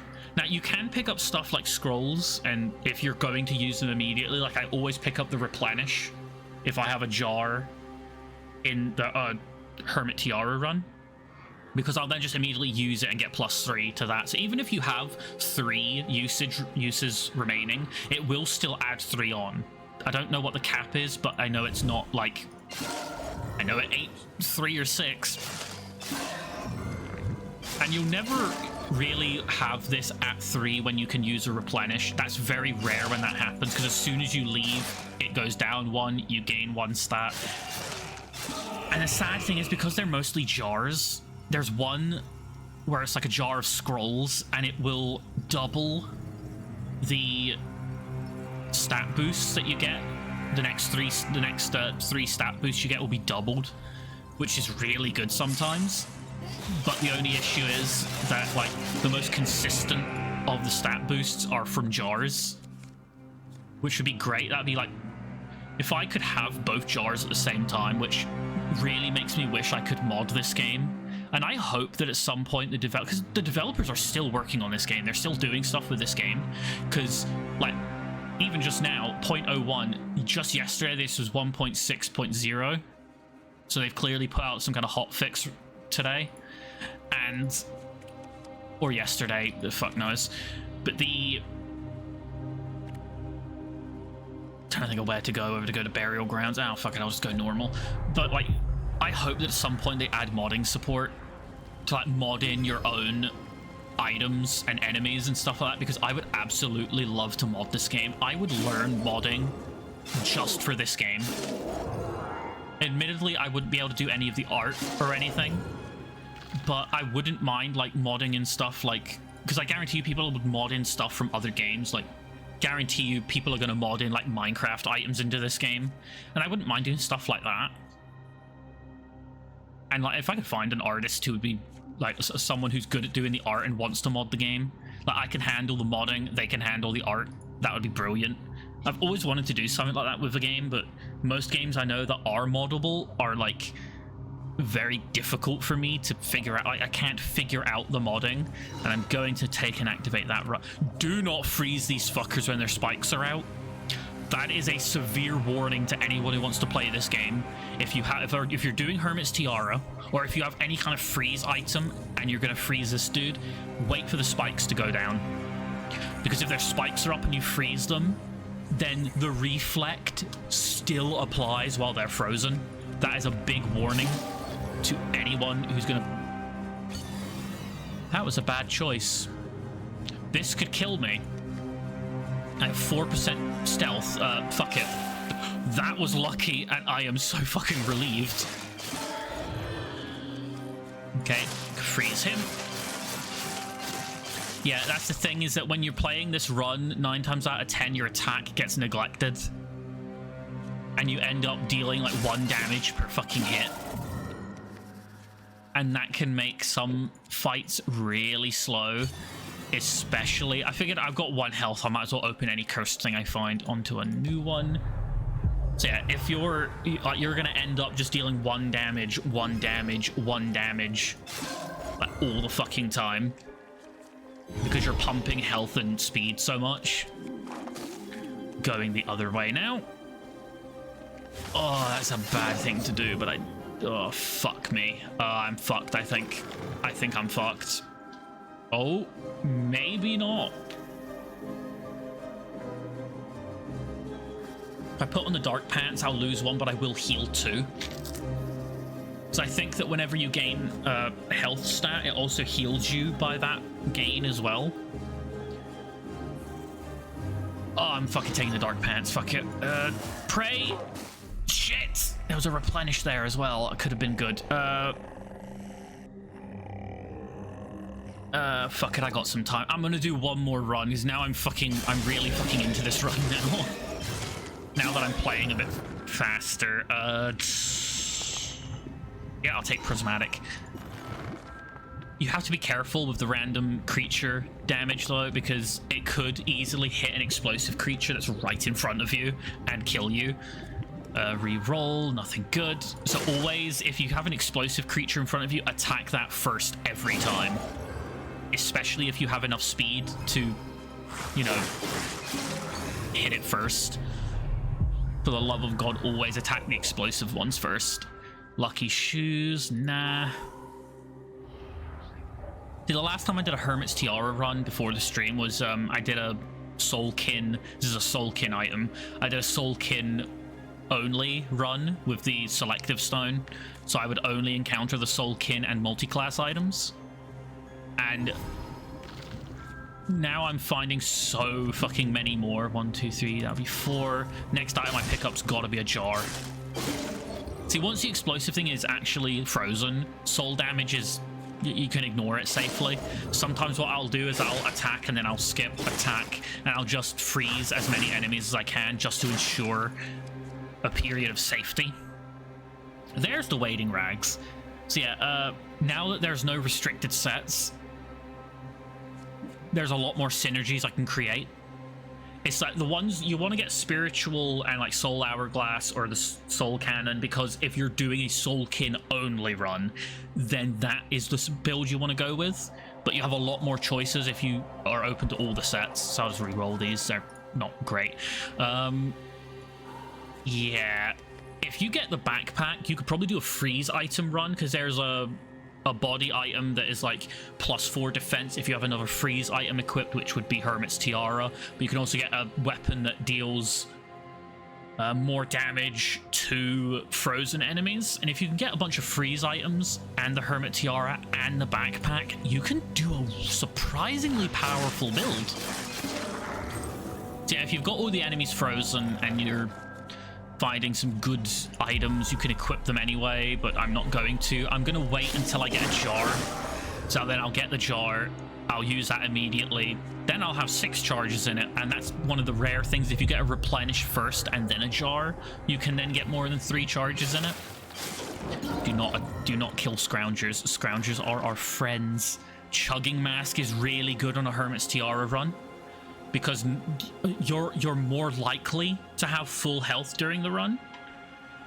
And so long as you can strategize and kind of plan ahead, you should usually have full health when you find potions, meaning you drink it and every potion that's +1 to your health. That's hella good. But you know, that's again, it's about strategy. This game does have a lot of strategy to it. The only thing I don't like about it is, and it's just a thing I don't like in any game, is RNG. I do not like RNG in pretty much any game it's in. Get rid of that. Heal. Volatile. Ah, fuck it, I'll go volatile. Let's just see what this room has to offer. I may just do, like, depending on how this goes, I may end up just doing a I may just do Ring of Pain today, depending on how I feel about it soon. It's gonna be poison, but fuck it. Skip. Heal. That, boom. And again, once you freeze them, you're pretty fine. You're A-okay. So again, if you can survive 1 hit from an enemy and then any resulting status effect, you should be... you've won. That is pretty much no reason to not, like, take things. Ooh. That'd be good if it on another run, that would be pretty good. Same with this. I won't re-roll it. It was free. Fuck it. see, are any of these good? Fully heal is good. Salvage, there's the one. Destroy target item or mimic card and earn half its soul cost. So any item you find, you get half the soul cost. If you find a mimic that's like, for instance, if you find a mimic that costs 40 souls to open, you can use salvage, destroy it. You don't get the treasure in it, but you get 20 souls.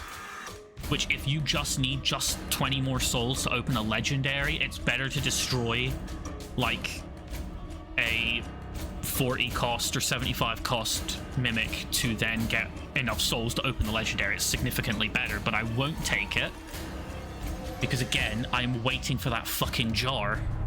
This is the build now. We are going for a jar build. Stone Screams, okay. +1 petrify to target. Item effect gains +1 if the spell kills. Petrify reduces maximum health. So if you have an enemy, they have just 1 health left, and you petrify them, that will kill them. Then that will deal 2 petrify to the next target. And if you kill a 2 health enemy, it will then do 3 to the next. And it doesn't reset. As far as I know, it does not reset. It has a 5 attack cooldown, but it's still pretty good. Health, was choosing health. Yeah, when you get to a store in this game with the Hermit's Tiara, you're probably just going to be using the potion and leaving. Now, I don't think the random soul damage killing the Scroungers counts as killing them, I don't think. Cursed Wand alternates 10 damage to a random enemy, 20 heal to a random enemy.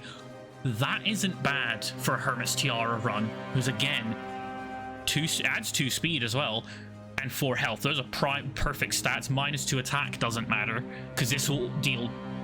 This is hella good, because even if it heals an enemy, the one you're attacking will still be frozen.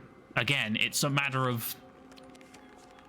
like, you're pretty much guaranteed to win this game if you can freeze your enemies with the Hermit's Tiara. Because it's such a good fucking build, and I'm so tempted to get it.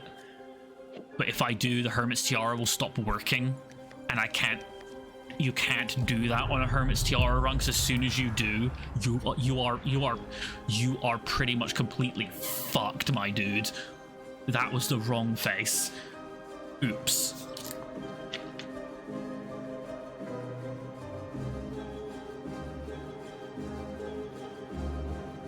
I was just taking a quick drink there, and then I had a minor kind of little, like, hiccup or something coming, but it disappeared, so it probably wasn't like a hiccup. It was something, it was a weird little thing. Now, patience does also become very much easier when you have the Hermit's Tiara. Please let there be a jar, for the love of God. Camouflage is really good because it eliminates ranged creatures, like, from your strategy. But this is good as well. A lot of the masks are good for Hermit Tiara run, but not for me currently, because again, I need... See, there they go, the Stone Shifters. 10 defense, but they've only got 1 speed. So if you're if it's a Hermit's Tiara run, you can freeze them both and then just keep clicking till they're dead with 100 fucking health. It'll take a while, but they will die eventually. See, like, there we go. And poisoned. I did not think that through. One more try. I'm just having fun with this, and you may have heard my chair creak there. Apologies. I really should stop, like, paying attention to the sounds that my chair and that makes, because it's gonna happen. There's nothing I can do, and it just interrupts my train of thought when I have to say, hey, sorry for the sound effect there. Ritual Garment. That's so, like, that deals 1 damage to random creature when you get hit. So that's only good if, like, when your speed isn't that high. Every 6 attacks inflict freeze on target. Not really good when all of them are guaranteed to do that. Yeah, nothing good in there. Yeah, that mimic gave us nothing good.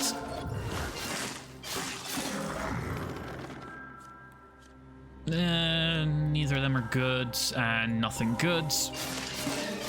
Again, some of these items, like, again, when you can only have 4 items equipped, like, basically, I can only pick 2 items to have in this run, and you really have to think, okay, you need to have 2, you need to think of 2 items that will be good for now, that you can then replace later on with better stuff for, like, the bosses.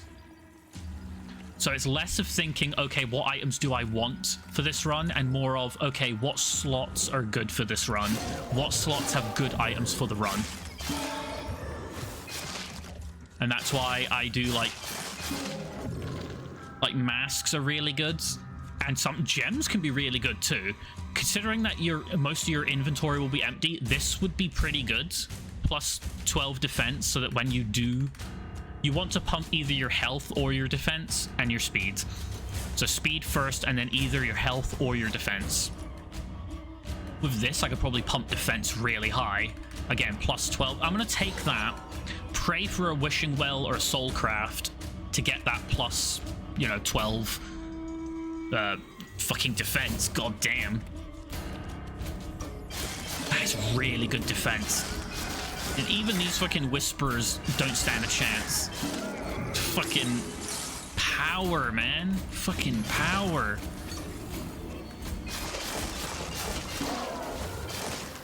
So that's 3 damage there from the poison, plus 1 damage from the attack. That's not bad. Again, every single click in this game, or at least 9 out of every fucking 10 clicks, it's all about looking at what you've got and determining, okay, what is going to be the result of this click? Can I survive the result of the click? And will it, is it worth the click? That was worth it. Purely based on the luck alone. God, should I go trying to find a jar again? I'll leave that there and see if there's a jar in the treasure. If there is, I'll take it. If there's not, fuck it. That would be... See, there it is, the scale top. Plus 2 defense with another freeze item equipped.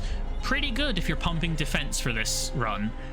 But again, this is really if you want to do a Hermit Tiara backpack run. Misting Vessel is really good for this as well. Does give you speed, plus 10% stealth for each inventory slot. Stealth can reach 100%, meaning every time you pass an enemy, you will stealth by it 100% of the time. And that is really good for this run. Again, it's like if you find an enemy that you can't survive the hit from, you can just stealth past them. And I'm tempted. I am so tempted to take that, but... Oh, that is a difficult one to think of. I am going to... I'm going to take it. I'm going to take it and see what happens. Which means I will not be taking Replenish, because now I've got my 4 slots picked, which are the shield slot, or I should say offhand and gem slots. Though the gem will be destroyed if I find a wishing well, it will be absolutely fucking deleted, which is why I'm going Crossroads. I want to find a well. I really fucking need to find a well. Overwhelm and Companions. Yeah, let's go to Companions, why not? See the little froggy boys. There's the froggy, there's the dog. Pupper. It's a pupper. And it's a friendly creature. And yes, you can kill it if you choose to, but why would you fucking do that, you monster? Well, I mean, I guess, if you find Sam, who can be found in these rooms, if he gives you the mission, basically, in that room to kill all the friendly creatures, and then he'll give you the fur coat, which is a decent item, I guess, but probably not worth selling your soul to the devil. Halberd, usually good on a normal run. Kind of tongue twisted myself there. Usually good on a normal run. Not good on this run, I don't think. Yeah, Visionary's good on a normal run. Not very good on this run, especially not in the charm slot, because that would take us over the limit, so no. Tiger Stone, again, normal run, not on this one. Shadow Step, don't ever need that again thanks to the Misting Vessel. How stealthy can you be when you step into a room and you just fucking fill the damn thing with like a fog machine? Yeah, I'm gonna be saving most of my souls for I'm gonna save most of them for legendary stuff, which hopefully will be good. Nothing good in the store. So yeah, this is the run now. It's just waiting. Just killing and waiting. So apologies if it's a bit boring. I think this stream is actually just going to be Ring of Pain now, because I'm having a lot of fun with this, which I think this is what I really like. I probably should do this more of streams, because sometimes I'll like this is probably what is causing me to not stream to schedule, is I'll be dreading playing whatever it is that will be on the stream, which is why I think now if a new game comes out, that'll be what I like. If I buy a new game that I'm excited to play, that's what I'll stream, because replaying games that I've already finished, that is such like a mood thing. But I have to be in the mood to replay a game. And like if I'm streaming a game and I start to get bored of it, I really have to be able to just say, I'm getting bored of this now, let's play something else. Like I really have to come into a stream thinking, okay, I want to play a game for me and hope that other people find it entertaining. And I really should be playing a game that I'm gonna have fun playing, or will get like, or I can make fun playing. Something like that. So if there's a game that I've been playing a lot recently, like if there's a game that I'm playing a lot recently that I'm having fun playing. For some games I'll play just to kind of pass the time, and it's less of a, oh, this is super entertaining and fun to play, and more of a, I will be taking that just because I'm immediately going to use it in the next room just to clear it out. So like this game I've been playing recently and I've been having fun playing it. Ah, shit. I'll just move over here, move again, use it to clear out any explosives. Cool. Freeze you again. You're gonna hit me, but I froze you, so you're a non-issue. I'll leave the Scrounger alone. He's a poor boy. Why is he glowing red? He worries me. Okay, freeze you. Leave the Scrounger alone. Just move in the opposite direction so he'll leave. You're a bastard, but I'll parry you anyway, so I'll still take the poison because I don't have the venom shield. Shit. Like a good example of like me getting kind of bored while streaming was the last stream I did with Marvel Spider-Man 2. While I was playing that, I was thinking, I want to play something else. But yeah, so I might not stream that game again until I'm in the mood to do so. So yeah, really, I'm probably just going to stream games that I'm in the mood for. So I'll continue my Resident Evil 4 run when I'm in the mood to do that. And I'll basically just play games I just want to play at that time. That way the stream will feel less like an obligation and more like it'll feel more like I'm just playing games and talking while doing it. That's what I really want streams to be, is more or less feel like I'm playing games, because like for days that I've scheduled for streaming, I have very jam-packed days with my new schedule. Now it gives me a fucking jar, and a pretty good one for this run. Or, no, sorry, for normal runs, I should say. 5 attack after 3 dungeons. Health to 1, that's not too bad. But I'll just discard them, fuck it. Health. Ooh, salvage. Fuck, do I'll take it now. Because these two are frozen, so I can just pass over them, and I'll do that. Get some 38 souls. So the next legendary I find I can open. Hallelujah. See, I can just do this. Hold on, I can just press a button on the keyboard and save my clicking hands. So yeah, I'm just gonna basically, because my streams, basically my days are jam-packed, my stream time on those days will be that's the time I'm playing video games for that day, because the rest of the day is filled up with like projects and shit. So, oh well, that would be good to replace that with. But I really want to put this as like through the wishing well, but I don't think I'm going to be able to. So minus 10 defense. Nah, I'm keeping that. The parry chance is just way too good.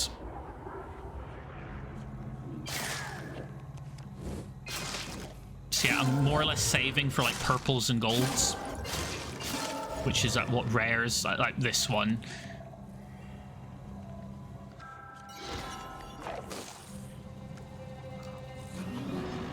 Froggy. Look at the froggy.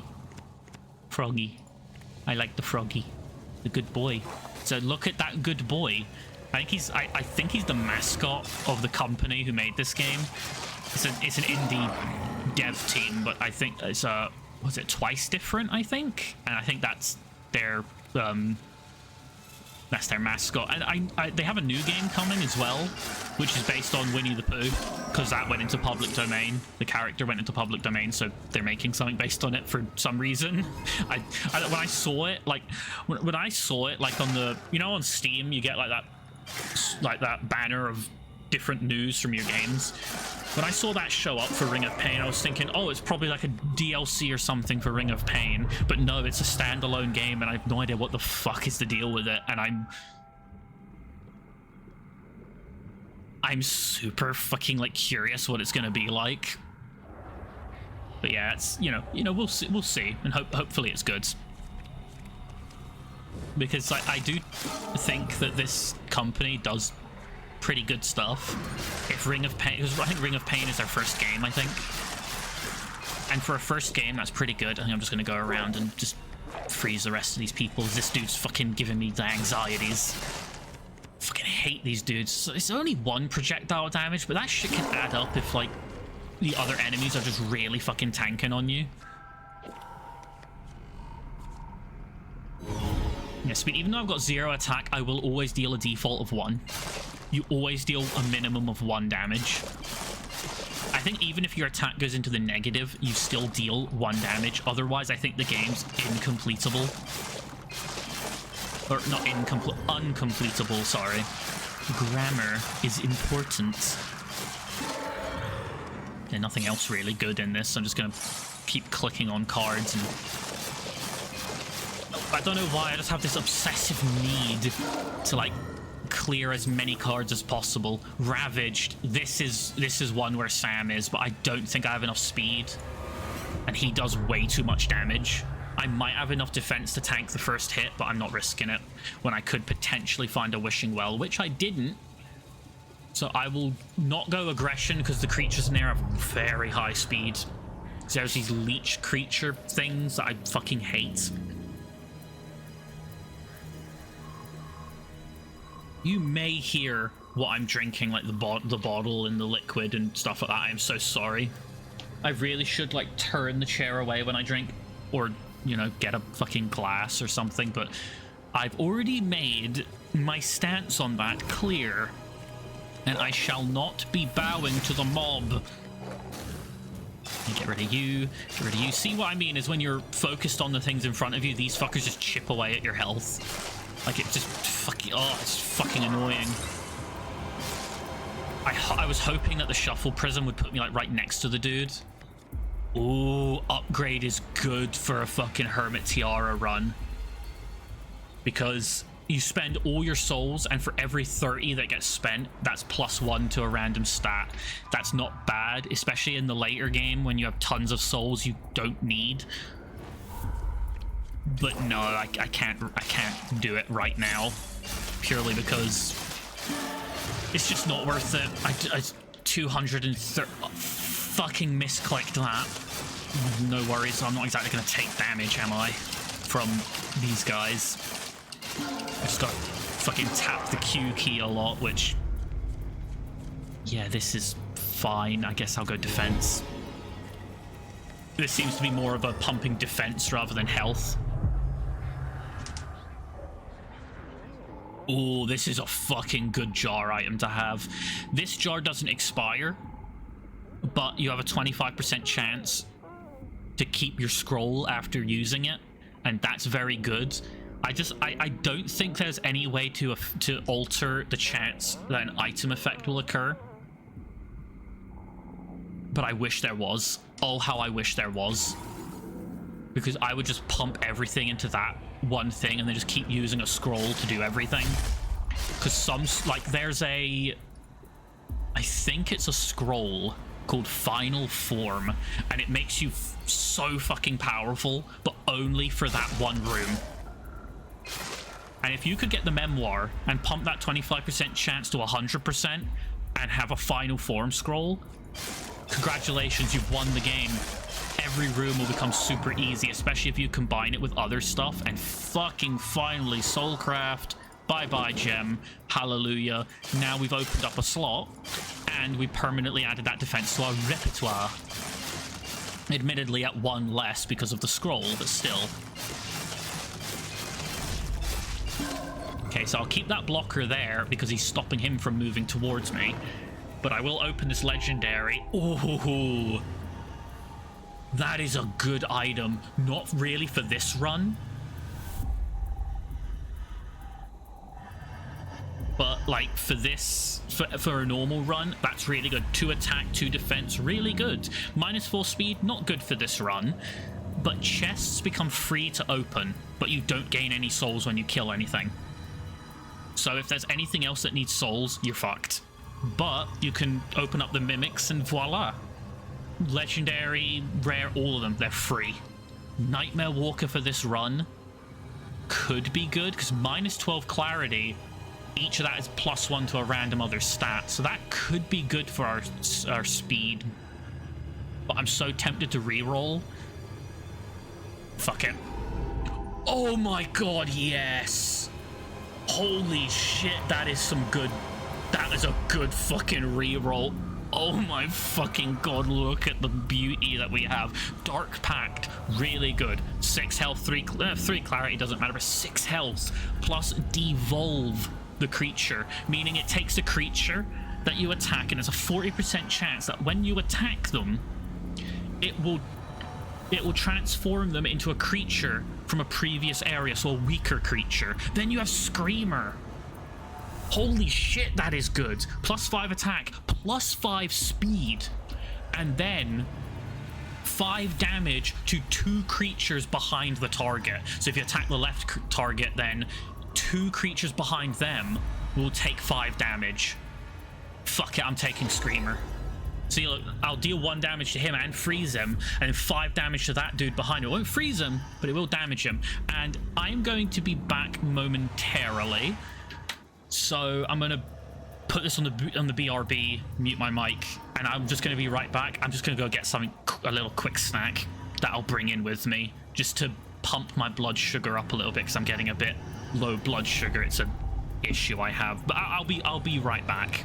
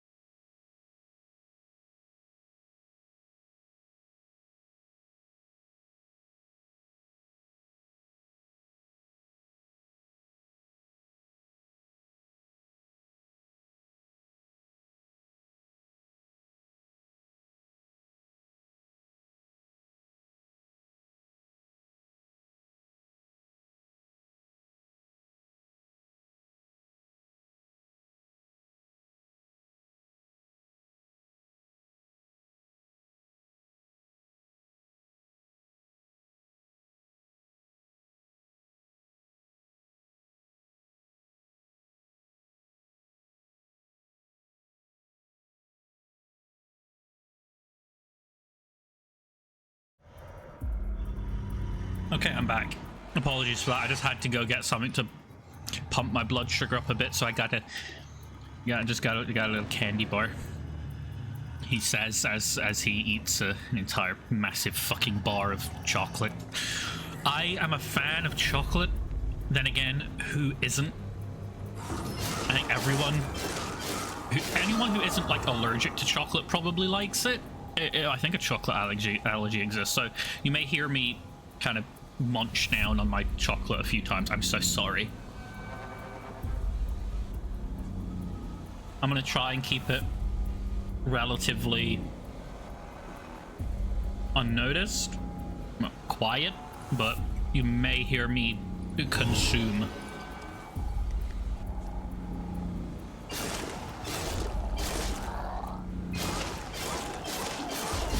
Look how much more powerful this thing is. Just holy fucking shit, the damage. For a Hermit's Tiara run, this is really good. And the collateral damage. Oh god, I love this. I'm happy with this run right now. It is such a good fucking run. Now, some days I may stream for like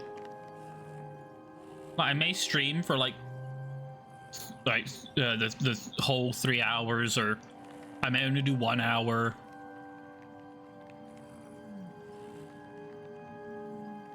Apologies, I'm just eating a bit more chocolate. And like I may stream longer some days, I may stream shorter some days. That's purely just dependent on how I feel. Because like one thing I know about like managing a schedule and, you know, time management, all that kind of stuff, is you do have to make time for yourself. And just looking at my schedule currently, like I'll just take a look at my schedule right now. Is that the only free time for myself that I have in my schedule is between 8 and 11 on Monday, Wednesday, and Friday. Then from 1 to 6 p.m. on a Sunday, and then from 2 to 6 p.m. on a Saturday. And then I got about 1 hour of free time in the morning and 1 hour of free time in the evening every day. That is probably not good. And this isn't like a fucking, oh, woe is me kind of thing. I made this schedule, so I kind of brought this on myself. Froggy. Where the fuck did that come from? That poor frog's gonna die, I think, because he's gonna be in the way of the collateral damage. Did I just hear myself? Or was that just... I think that might have been just the voice of the Skulker. Never mind, sorry. I thought, like, I said something, then I thought I heard a voice, like, very faintly. I was like, was that me? That's fucking weird. It's freaky, man. I think I just... Did I... No, the frog's over here. We're fine. Froggy's safe. Froggy's safe. He won't die in this room. So, yeah, when I made this schedule, I looked at it and I went, oh, yeah, this seems doable. But actually doing the schedule is another thing. Because if you don't give enough free time to yourself, you're not going to stick to your schedule. Because eventually you're going to get to the point where it's like, you know, fuck this. I don't want to do this anymore. I want to just have some me time. I'm not going to fucking do this. And then, like, when you actually, like, break from the schedule, that's when it's the hardest to get back onto the schedule, at least in my experience. So you have to give yourself some free time, some me time, that kind of... Holy god, that's a good item. This is a really good item for, like, for instance, that -4 clarity, when you equip that. Now, that's the thing, this is only on equip, and I think they need to fucking change that. I think that some of these items are fucking useless sometimes, because, like, why is it that when it's only on equip? So right now, if I equip that, the only bonus I'll get is the Misting Vessel. It'll turn the -4 clarity into +4. And then if I equip another item later down the line that has a minus stat, this will do fucking nothing. This really needs to not be on equip. This needs to be a constant thing, so that any negative stat items will convert to positive as soon as you equip them while you have this. But this also should be made much rarer, I think they need to make like a new rarity above legendary. I think they need to make one that's like 300 souls to open the Mimic, but the items in it are like god tier. Like this pinkish color that they have throughout the game that's frequently everywhere, have that be like the color of the newest tier, and have it be like godly tier, divine tier, whatever the hell. And have it so that you may have heard me crunch the chocolate there. I'm sorry, because it didn't sound good to me. I don't know how it would have sounded to you guys. But have it be like a new tier, and it's like the best of the best items. Like positivity, for instance, and have that be like any item you equip, negative stats, like this -5 attack would become +5, whether you equip it before or after getting this. And then like maybe put the backpack up there and change the backpack so it's all items in the like all items in your inventory that have that are based on inventory limits. Like for instance, the +1 attack per empty inventory slot, or even this, you know, if you have X or fewer items equipped, have it so it treats it like you have 0 items equipped. So that would be like 1, 2, 3, 4, 5, 6, 7, 8, 9, 10, 11, 12. That would be a +15 guarantee every time. But again, have the backpack be like a pink tier, super mega tier, and this would, you know, +10 stealth. That would be 150%. I think that would be hella good, personally. Now, I opened this mostly just to see if there would be anything good that could replace like the Misting Vessel, and neither of these are worth it. I'll re-roll and see. Again, nothing. This is good though. Stop Scroungers from fleeing. Scroungers drop +1 card. That's really good. Turbulence is also a good replacement for the Hermit's Tiara if you can maintain a below 25% health. That's also very risky, because if you're not quick enough, especially with -4 speed, if you're not quick enough, you will not survive the fucking attacks that are done. So yeah, a reroll wasted some souls there, but I'm not fussed because I've already pretty much got a winning build. Anything I could do, except if I go to chills. Creatures in there, when you freeze them, become stronger and are not frozen. So fuck that. If you have a Hermit's Tiara run, never go into the chills room. Ever. That is instant bad idea. Yeah, we just got to see a Wretched Amalgam absorb that dude and heal like a motherfucker. I don't think the Screamer... I don't think that kills... I don't think the Scrounger... Killing a Scrounger with Screamer chain damage counts towards a no Scrounger run thingy. And I wish they would make like Soulcraft thing again. It's like maybe a legendary tier where you gain the primary stats and secondary stats, because then the Misting Vessel plus that item would give you 100% stealth chance permanently, and that would be legendary. That would be legitimately legendary. Which is this? 32 base souls, damn. I thought at least 2 of that would be clarity, but no, I've got -8 clarity, which I think a neat idea for clarity would be if you go into the negative for clarity, the gain bonus per kill for souls should go negative as well. So if you have like too little clarity, you don't gain souls. In fact, you may even fucking lose them. That would be hellish, but so interesting to... like, especially if they add a bunch of items that would support a build like that. So that, oh, whenever you lose souls, it instead becomes like soul damage, or instead it becomes healing. Like, stuff like that, builds centered around that would be fascinating to me. I am not going to take Soulcraft. There's nothing worth it. There's nothing I can get rid of that would be worth it.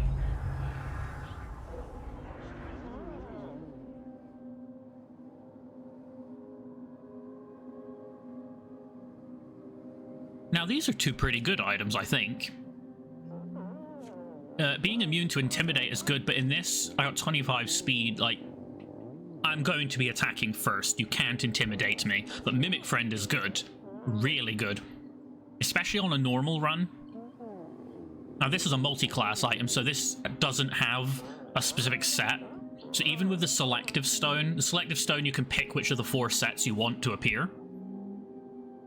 But the multi-class items will still appear as well.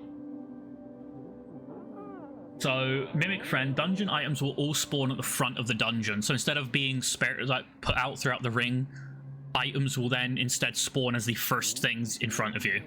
Really good, because it minimizes risk when trying to get treasures.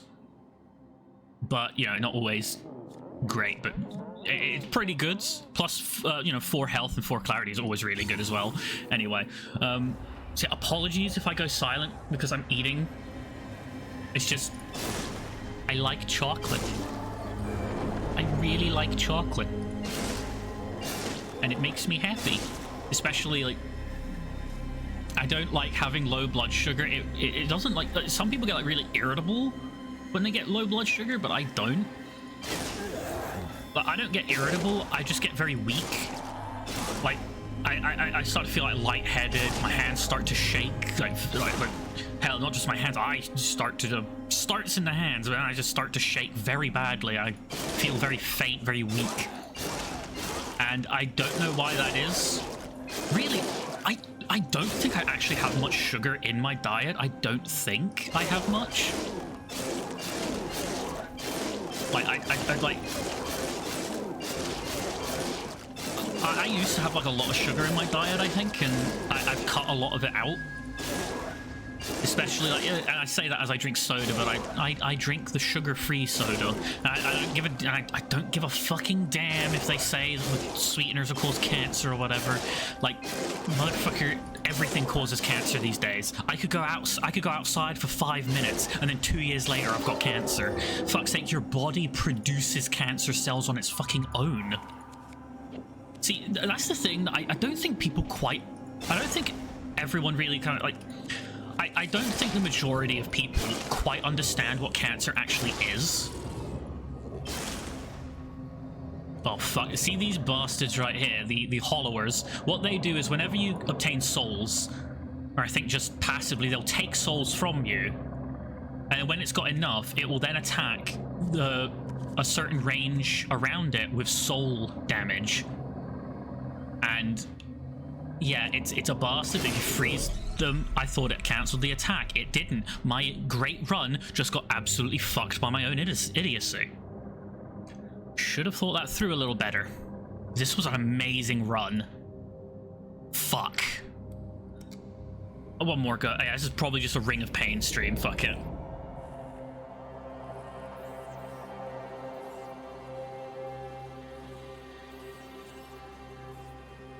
Anyway, so yeah, I don't think most people know exactly what cancer actually is. They think it's something that happens as an effect, like that it's like caused by things.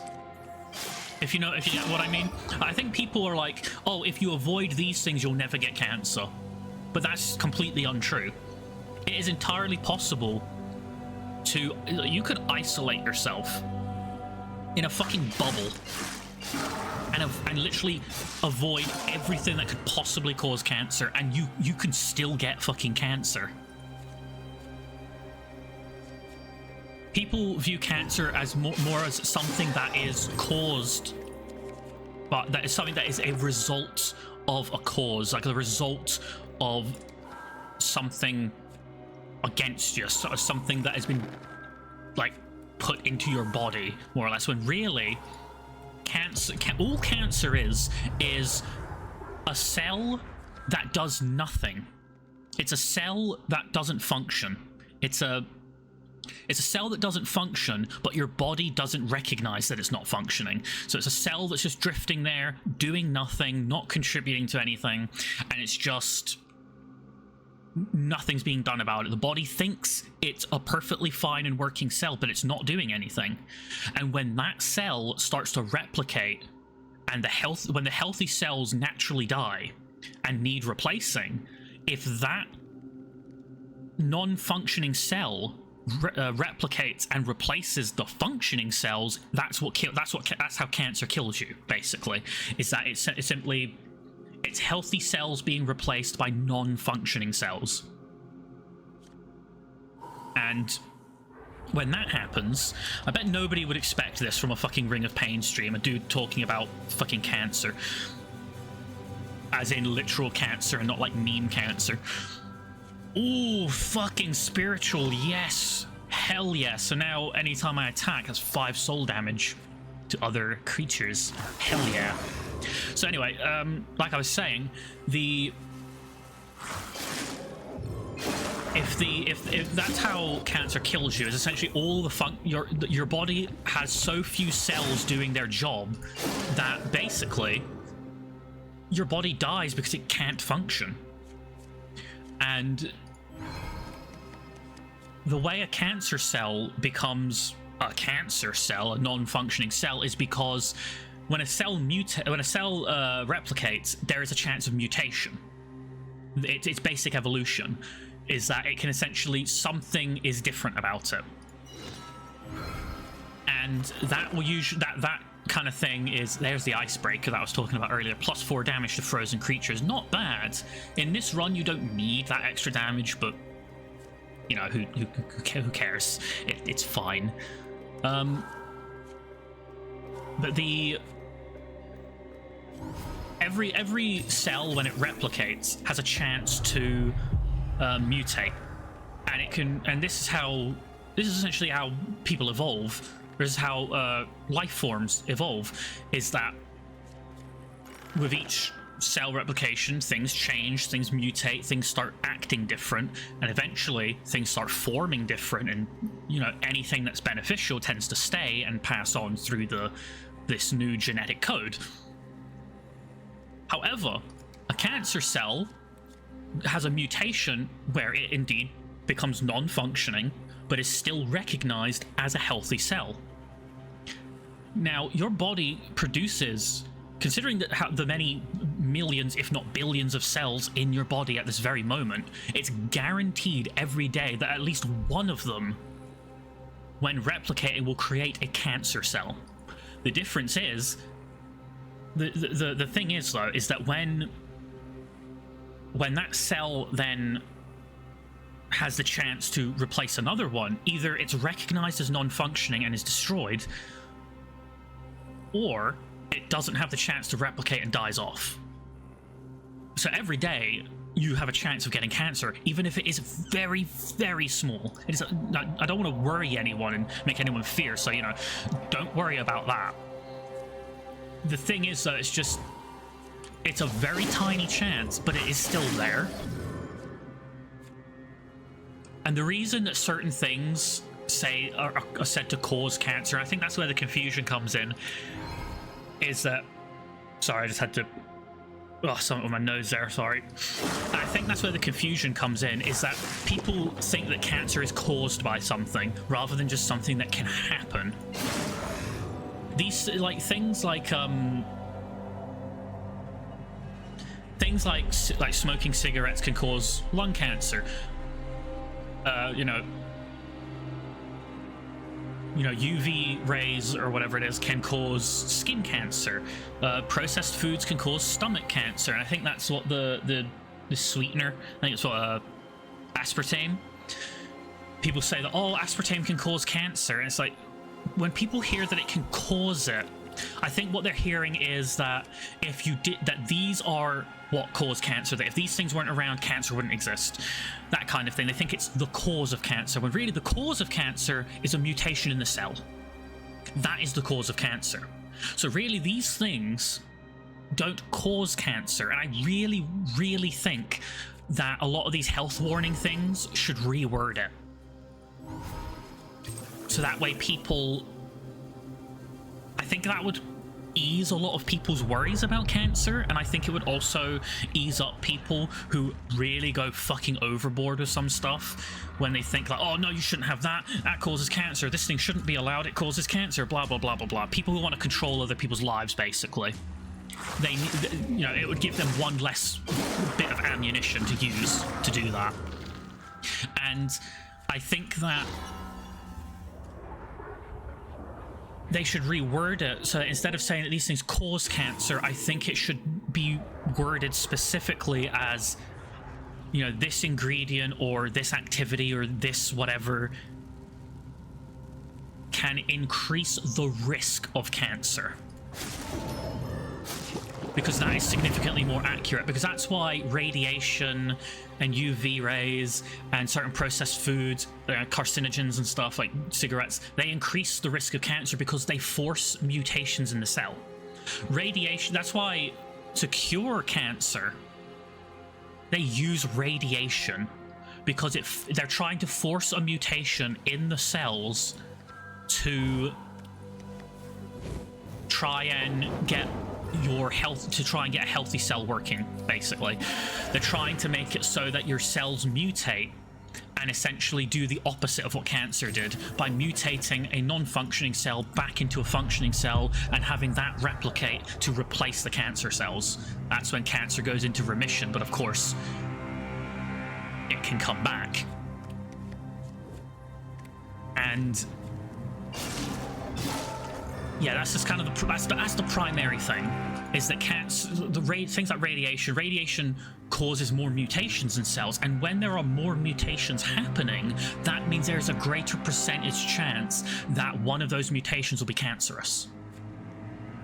So yeah, that's the thing I think people just misunderstand about cancer, that it's not a disease that is caused, it is a disease that happens, and certain things contribute to higher risk. Whereas, for instance, something like the flu has a direct cause.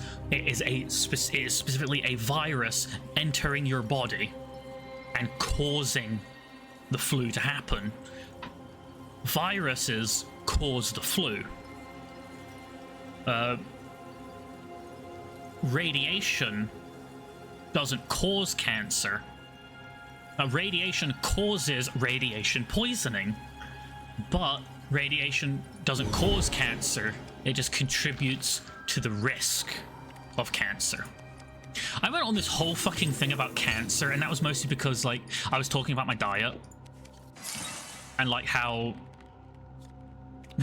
fucking hell, like I eliminated a lot of sugar in my diet by switching to the sugar-free sodas. I know they're still not healthy, they're still not good for you, I understand that, but I've legitimately tried to cut out, like, I've tried to cut soda out of my diet 100%, and basically what happened was I fucking failed at it. I need my fucking drinks, man, because like I don't know why. And people say that, oh, it's because the caffeine is addictive, you know, there's addictive ingredients in it. It's like, I don't think that's the case, because I'm drinking soda that has no sugar and no caffeine. Unless these sweeteners are addictive, what the fuck am I addicted to? Like, if I stop drinking soda, like, yeah, my stomach kind of goes through a bit of an adjustment period. That's what happens to me whenever I stop having anything. That's just because my whole digestive system is completely fucked. I need more fiber. Oh, gross. Anyway, so the main thing is that I don't think I'm addicted to soda, really. I don't know what I would be addicted to in it. It's just that I need the flavor. I've tried replacing soda. I do still drink water. You know, I don't want to be completely dehydrated for the rest of my life. I do still drink water. It's just like I need to have soda, or like any drink that has flavor. I need a drink with flavor, and I can't stand like a lot of raw kind of like fruit juice. Like, if you want to talk about fucking sugar, like fucking get like apple juice, even like raw apple juice. Like, holy shit, dude, that stuff has. I know it's better for you because it's like it's natural sugar. It's not like complex sugars or whatever the fuck. I'm not a nutritionist, so, you know, don't take my word for all this stuff. But basically, like, I don't like unsweetened fruit juice because it's too bitter for me. I don't like the flavor, and that's the thing. That's what it is for me, is the flavor. I just need something with flavor in it. And some people say that, oh, you can get these like flavor drops that you can put in water, and I've tried those, and they're so fucking bad. Like, I just really just don't like them. So I figured that the middle ground here is no sugar, no caffeine, soda, done. That's what I use. That's what I drink. Done. And I used to. My primary source of sugar of sugars was actually from soda for the longest time, which is, I guess it's fine, but probably not healthy. I scratch that. Definitely not healthy. And that's kind of where I got. I don't know why I clicked that. Oh, it's 40 souls. Who cares? So that's fine. But now that I've cut the sugar out of my sodas, like, I don't really have anywhere else that I get my sugar, so all I really do is I kind of try and I get drops in my blood sugar because of that, because I'm literally have very little sugar coming into my system, which is more like, was it glucose, sucrose, something like that. It's because your body does need like there's something in sugar, I think, that your body does actually need it. There's a surprising amount of things that your body fucking needs, and like I don't have basically the thing that I need. I'm not getting, and it's making me feel weak and all that kind of stuff. Basically, low blood sugar, basically. So I tend to kind of supplement my diet with the occasional, a bit of chocolate, a bit of, a bit of something like that. For instance, I have a jar of Nutella. And this jar is not for putting on toast or anything. The entire purpose that I've got it for is if I have a blood sugar drop, I take a spoonful of that, and I'm right as rain surprisingly quickly. And just because I'm supplementing my sugar with supplementing my diet with a bit of sugar that way, it doesn't mean that I'm like gorging myself on like candy and stuff. I can't do that. It fucks with my stomach. Like, when you're a kid, you could do that stuff, and like you'll barely feel it the next day. But for me, it's just like fucking rip. If I do that, I might as well just fucking die, because that's what I'll feel like. I feel like I've fucking died. And so I don't gorge myself on these things. I just have them occasionally, because my blood sugar drops aren't that big. Oh, so okay. Now, off of the diet thing, is that this is Sam. 14 speed, which means I can attack him first. I can kill this motherfucker. Now, the thing about Sam is there are two ways you can encounter him.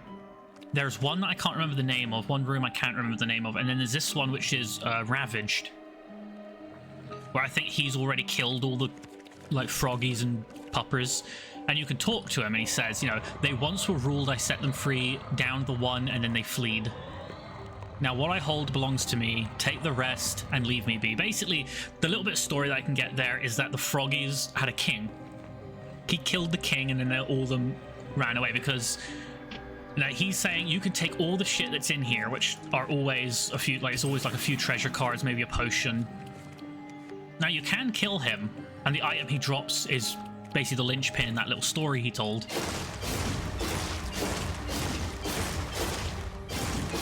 There we go.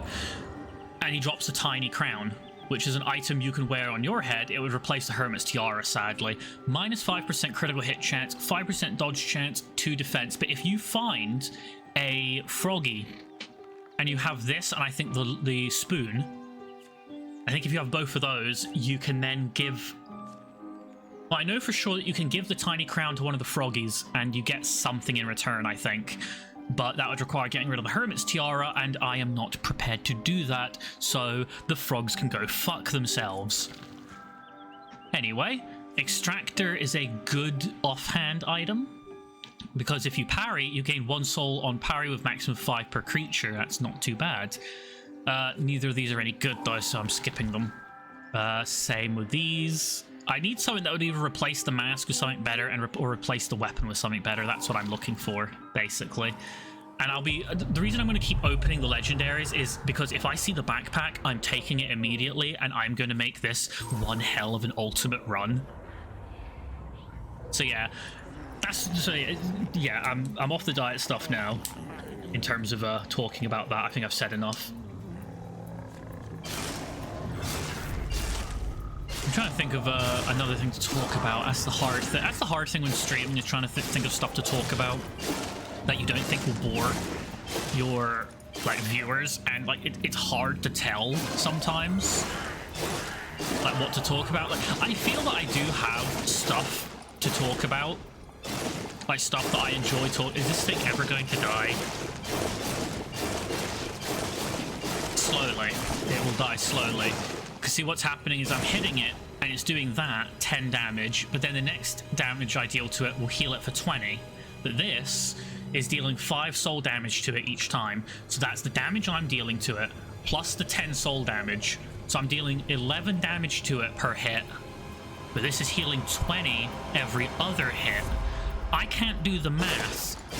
But as you see, that's 18, 12, 16, 10, 14, 8. So it's slowly going down. 6, 4, 2, dead. There we go. So yeah, it was absolutely fucked in terms of math. Apologies if you hear me adjust my headphones as well. Really, I should like get like one like an artist to like make like a little sign or something that I could just post in the corner of my stream and just be like, you know, it just says sorry for noise, sorry for non-verbal noises. And just like have that there so I don't ever have to apologize for it again. It could just do it for me.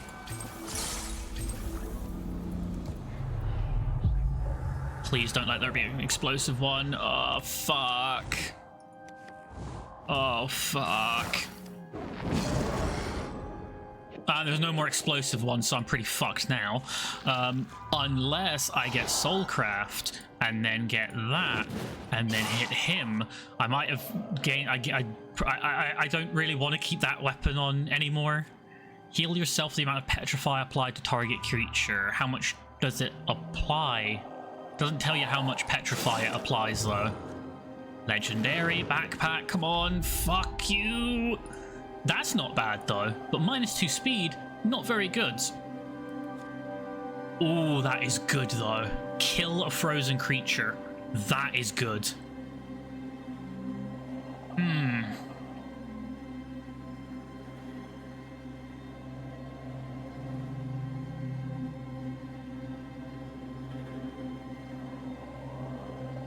Okay, so with Shatter, that means I can instantly kill one creature every 6 attacks. I re-roll, I might get something better, then I only have 110, and would I be able to open another legendary if I kill the rest of them? Ah, fuck it. Ooh, random potion on kill. This, combined with the chugging mask, would be a fucking max health major build. But Dark Pact is also really good. Do I re-roll again, though? That's 40 souls this time. That is difficult. Because I could get the dual wield one. This is legendary. I don't really want to replace a legendary with another legendary. Dodge chance is good. 25% chance to dodge. That's really good. Fuck it. Brewer's gloves. I want potions. Especially with fuckers like that around, the Ice Beast, because they, Cold-blooded gains attack and defense when frozen. Yeah, you do not want to use freezing on those guys. Oh, fuck, I clicked one too many times. I'm out 75 souls. Fuck it. Which, apparently I had about double 75. Embracing Chaos. This one's fun. But it can absolutely fuck you over if you if you don't like plan. Because basically, I think cards in that ring, in that room, will like randomly change into other things. What's that one? Create a random potion. Oh, that's the cooldown. So you kill, and it's got a cooldown of 4 kills or 4 attacks, I should say. So if you have a creature that needs 4 attacks, if you balance things out right, then so that you're taking about 4 hits to kill everything, then you'll get a potion with every kill. But that would require a lot of like pre-planning, I think. So I created a potion there. That's 1. So can I, or so a check mark there. So can I only do it once per like room, or? Because I'm attacking a lot and it's not. I think it can only do 1 per room. Oh, that's kind of shit. I wish I knew that. That's kind of bad, actually. That's not that would have if it could produce them with a cooldown. Then combine it with a chugging mask, you're getting loads of maximum health per for every few kills. But as it stands now, you're basically just getting +1 maximum health per room, and that's if you can keep your health at max, like keep it full.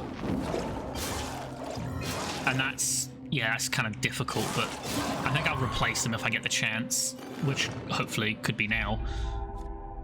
Okay, that's not bad. That's not a bad replacement. -2 speed. Only I use 5 speed with that. Shit. That's losing that 3 and then another 2. But on shuffle, +3 poison to all creatures. That's 3, 4, 5, that's 6 damage before I've even hit anyone. It's not worth it. Basically, I'm going to open the legendaries just to try and find the backpack at this point, because pretty much no other item is worth it, I think, at this point, because what room are we on? Room 12. We're on depth 12, sorry. Room, it's basically room 12. We're on 12, so we're nearly at the end anyway, so there's really no point in trying to shake things up too much now. So, fuck it. We're nearly at the end of the run, and there are 2 bosses that you can fight. One of them is a multi-phase fight that takes place across multiple rooms, and Hermit's Tiara is really functions fine in that. But then the other boss is immune to freeze. I think the main bosses, like the main boss enemies in the multi-room boss are also immune to freeze, I think. But I have no problem fighting that boss with Hermit's Tiara, really. But the other boss, the 1 room, 1 phase boss, that one I have a lot of it's very difficult for me to fight that one with Hermit's Tiara, because you really do need to be careful, and you really do need to really fine-tune the build, because there's situations in it that can really fuck you over.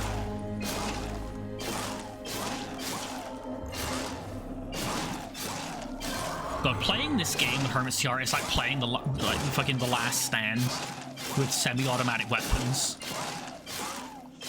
You're just clicking constantly. If you're on a keyboard, you're just tapping buttons constantly, and if you're playing on a controller, you're just gonna fucking break the triggers, which that happened to one of my PS5 controllers, the one that the console came with, the white one. That one is one of the triggers, I think the spring or something has come loose, and now it even the slightest touch on the right trigger activates it. Even just slightly tapping it just completely it makes some games fucking difficult to play, because even when my hands are just at rest, they'll slightly touch the right trigger and activate it, which is bad. So I have to constantly play with my red one now, which is one I bought afterwards. I think I'm just going to buy, once I have the money, I'm going to buy another controller and put the white one, just store that away till I can fix it. If I can, find the time. Now you fucking show up, you fucking son of a bitch. Where were you when I fucking needed you? Prick. Might as well go in and get the stats from the gloves, fuck it. Then at least I can try and... So I'll get rid of these just because it's fucking... Now I have all these slots open, so now if I... At least now if I find a legendary thing, I can open it and actually take something from it. If I get enough souls, of course. Oh, no, not you. See, that's one thing you really gotta fucking pay attention to. is if there's a ranged one and you're just clicking here, then each click is going to take down, you know, you're going to get damaged from it, and that's 2 damage from the fucking leaking boys. Which, oh fuck, you know what this reminds me of? Holy shit, this reminds me of something when I was a kid. When I grew up, we had one of the He-Man shows, but it wasn't the original from like the 80s? We had that one from like the 2000s is the one I grew up with, which was I'm gonna say it was fucking better. Fuck you, it was better. I liked the designs better, the fucking writing was just better. Fuck you.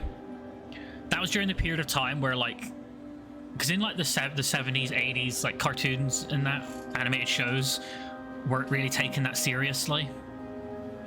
There was a very clear divide that basically either you were a purely like a kind of comedy thing, or like you were either purely comedy for kids or you were The Simpsons, basically.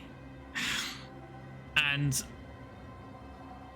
like, there was a period of time in the early animation where it was like the Flintstones, for instance, where it was comedy more or less for the family, and it was like, but it had that, during that era of comedy, it still had that like old-timey kind of refinement to it, if you kind of get what I mean.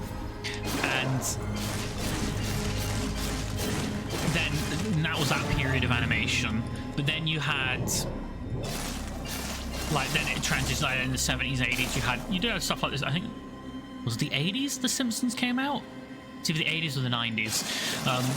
When The Simpsons came out, that proved that you could make animate. That was kind of like, okay, animation can be made with a bit more seriousness to it, but that shit did not leak down into, like, quote-unquote children's shows for a while. And it was only in like the 90s and the early 2000s where that started to kind of go through, where this was a fucking waste of souls, where basically you could actually tell stories and have serious moments in the shows. And I'm glad that happened, because now you can get some absolutely fantastic fucking shows of great storytelling, like Gravity Falls, for instance. That was a fucking fantastic show.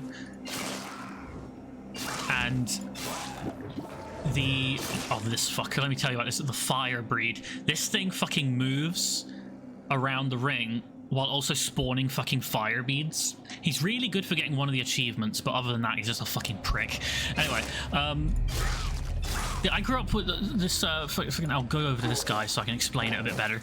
This fucking guy reminds me of a thing from that old He-Man show, is that, as like with the original He-Man Masters of the Universe 2000, whatever the fuck it was called, had a toy thing set that obviously every boy growing up has had a bunch of action figures, because, you know, they're fucking cool. What else can you say?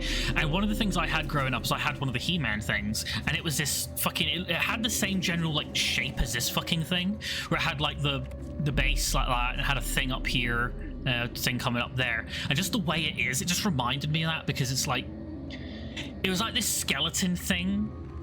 It was like this skeleton monster thing from the show. It had, and it, you know, it would be covered in like slime and stuff in the show and in the toy set thing. I don't know why, this just fucking reminded me of it so much. I don't remember a lot from my childhood. I remember bits and pieces. I think that's like that for most people. I'm taking this chest, opening it like that, and now it's free. Holy fuck. Oh my god, Inferno, that's so good. So on successful stealth, spawn a self-destructing fire bead to explode for 30. That's pretty good. If you have the Misting Vessel and this, you're fucking golden. You'll be fine. Inferno, however, is also really good. Speed boost of 4. I mean, that's take me to 40 speed. I'm pretty sure I can outspeed every creature in the game at that point. But when creatures explode, deal 5 damage to all. Yes. Hell yes. That is hella good. So now that's 5 damage to all of them. Now the issue is I can't make creatures explode by hitting them directly, so I have to hit something and hope something explodes out there.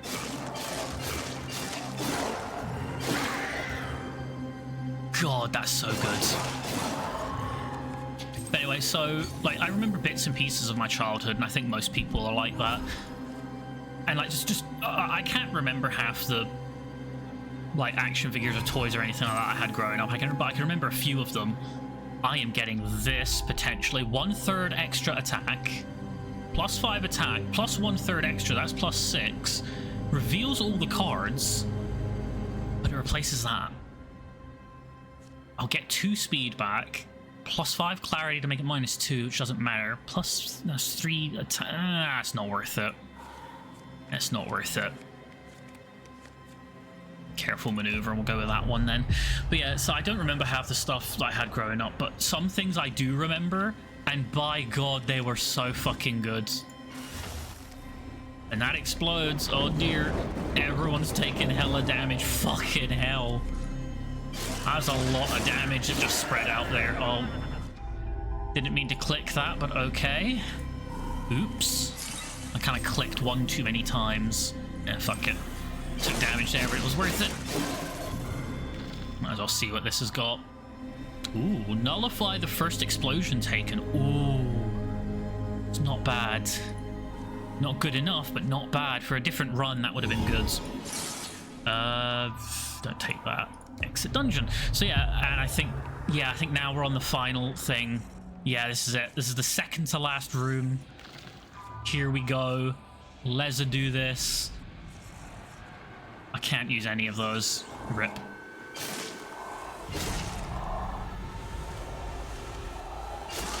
Freeze them. Freeze him. Okay, I'll just start attacking these. If there's anything explosive, now would be the time to fucking die.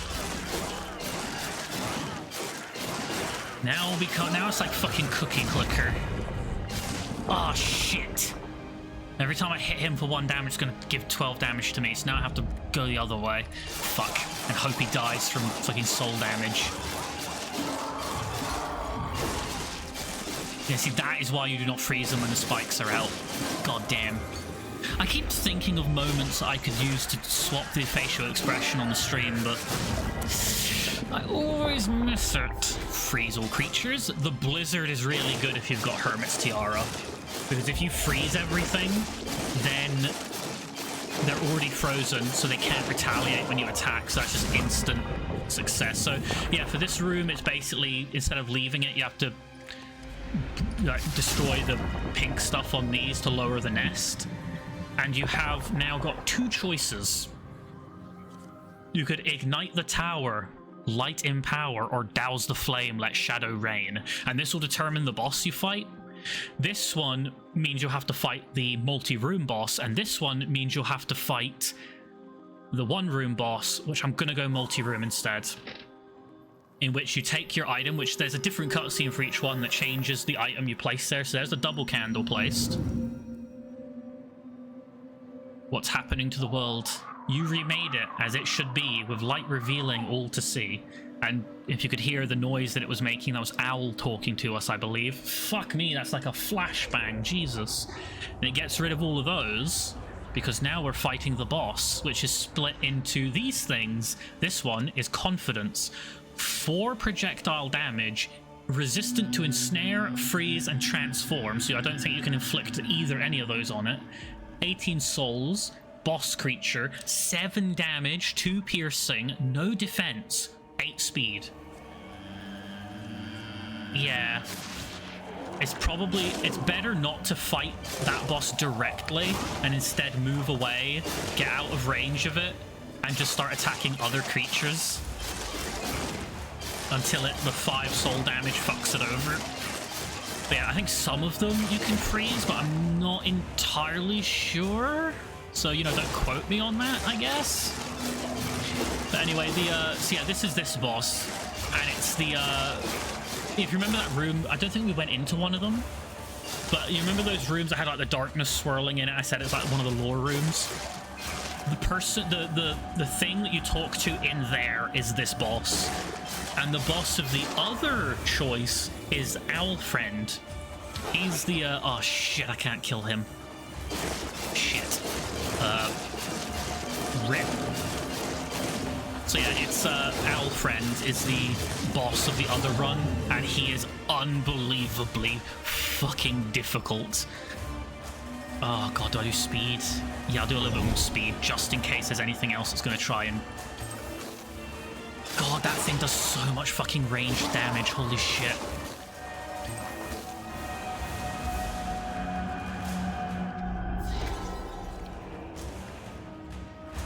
Okay, so if you get close enough to a ranged creature, I don't think they can attack you, so I'm going to do this to do 25 damage to both of them.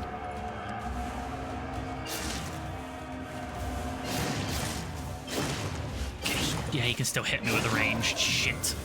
Shit. Ah, fucking hell.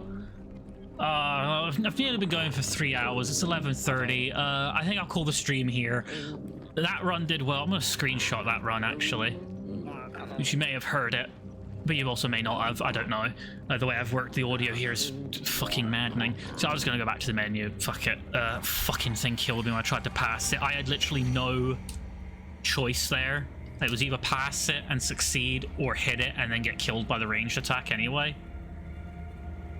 So, yeah, I did what I thought was best.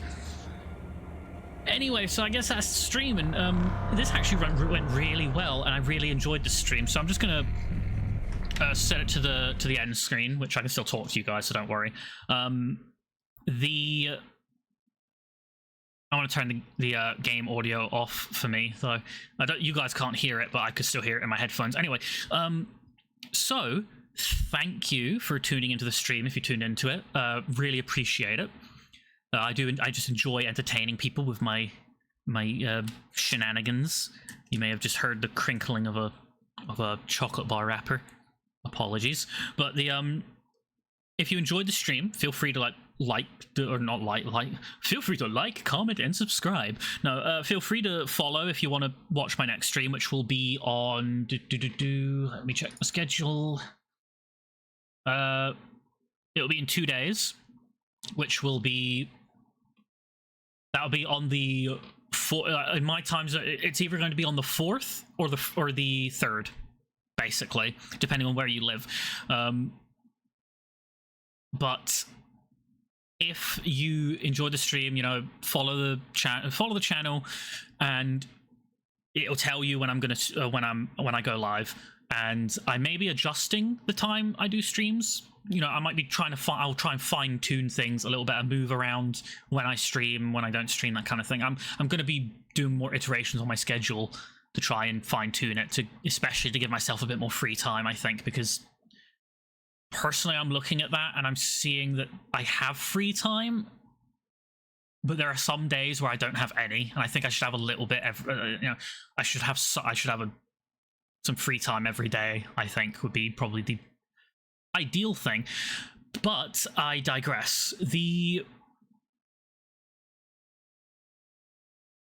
If you missed part of the stream, I'm just trying to remember what I was supposed to say next. If you've missed part of the stream or all of it and you're just tuning in now, the VOD will be available on Twitch, and I will export it to YouTube today. I was supposed to export my last stream to YouTube 2 days ago, but I forgot. Apologies. That's been put forward. That's been put through as well.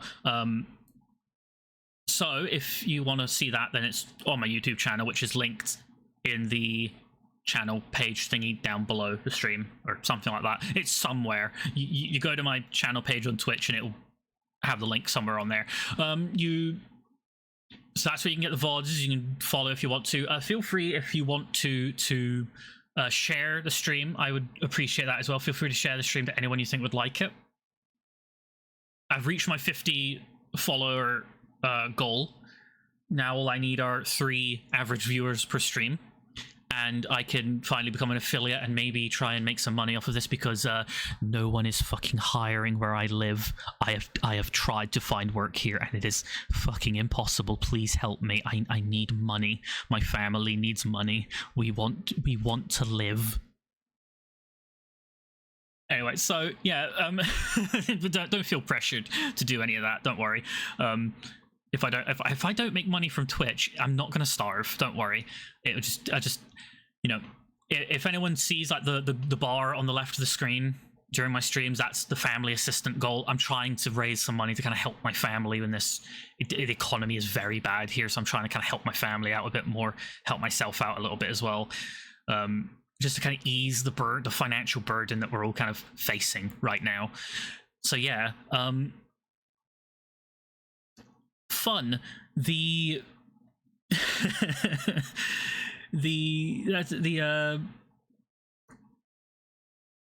Yeah, that's about it, actually. I think I was trying to think of what else to say, but I think that's about it. So yeah, tune in next time. I'll play something next time. I don't know what I'm gonna play on the next stream, but I'll play something, because I'm gonna have in 2 days I'm gonna have a stream, and then that'll be 2 streams 2 days in a row. Aside from that, that's pretty much everything. So thanks for tuning in. Hopefully tune into the next one, and yeah, thank you everyone. Goodbye.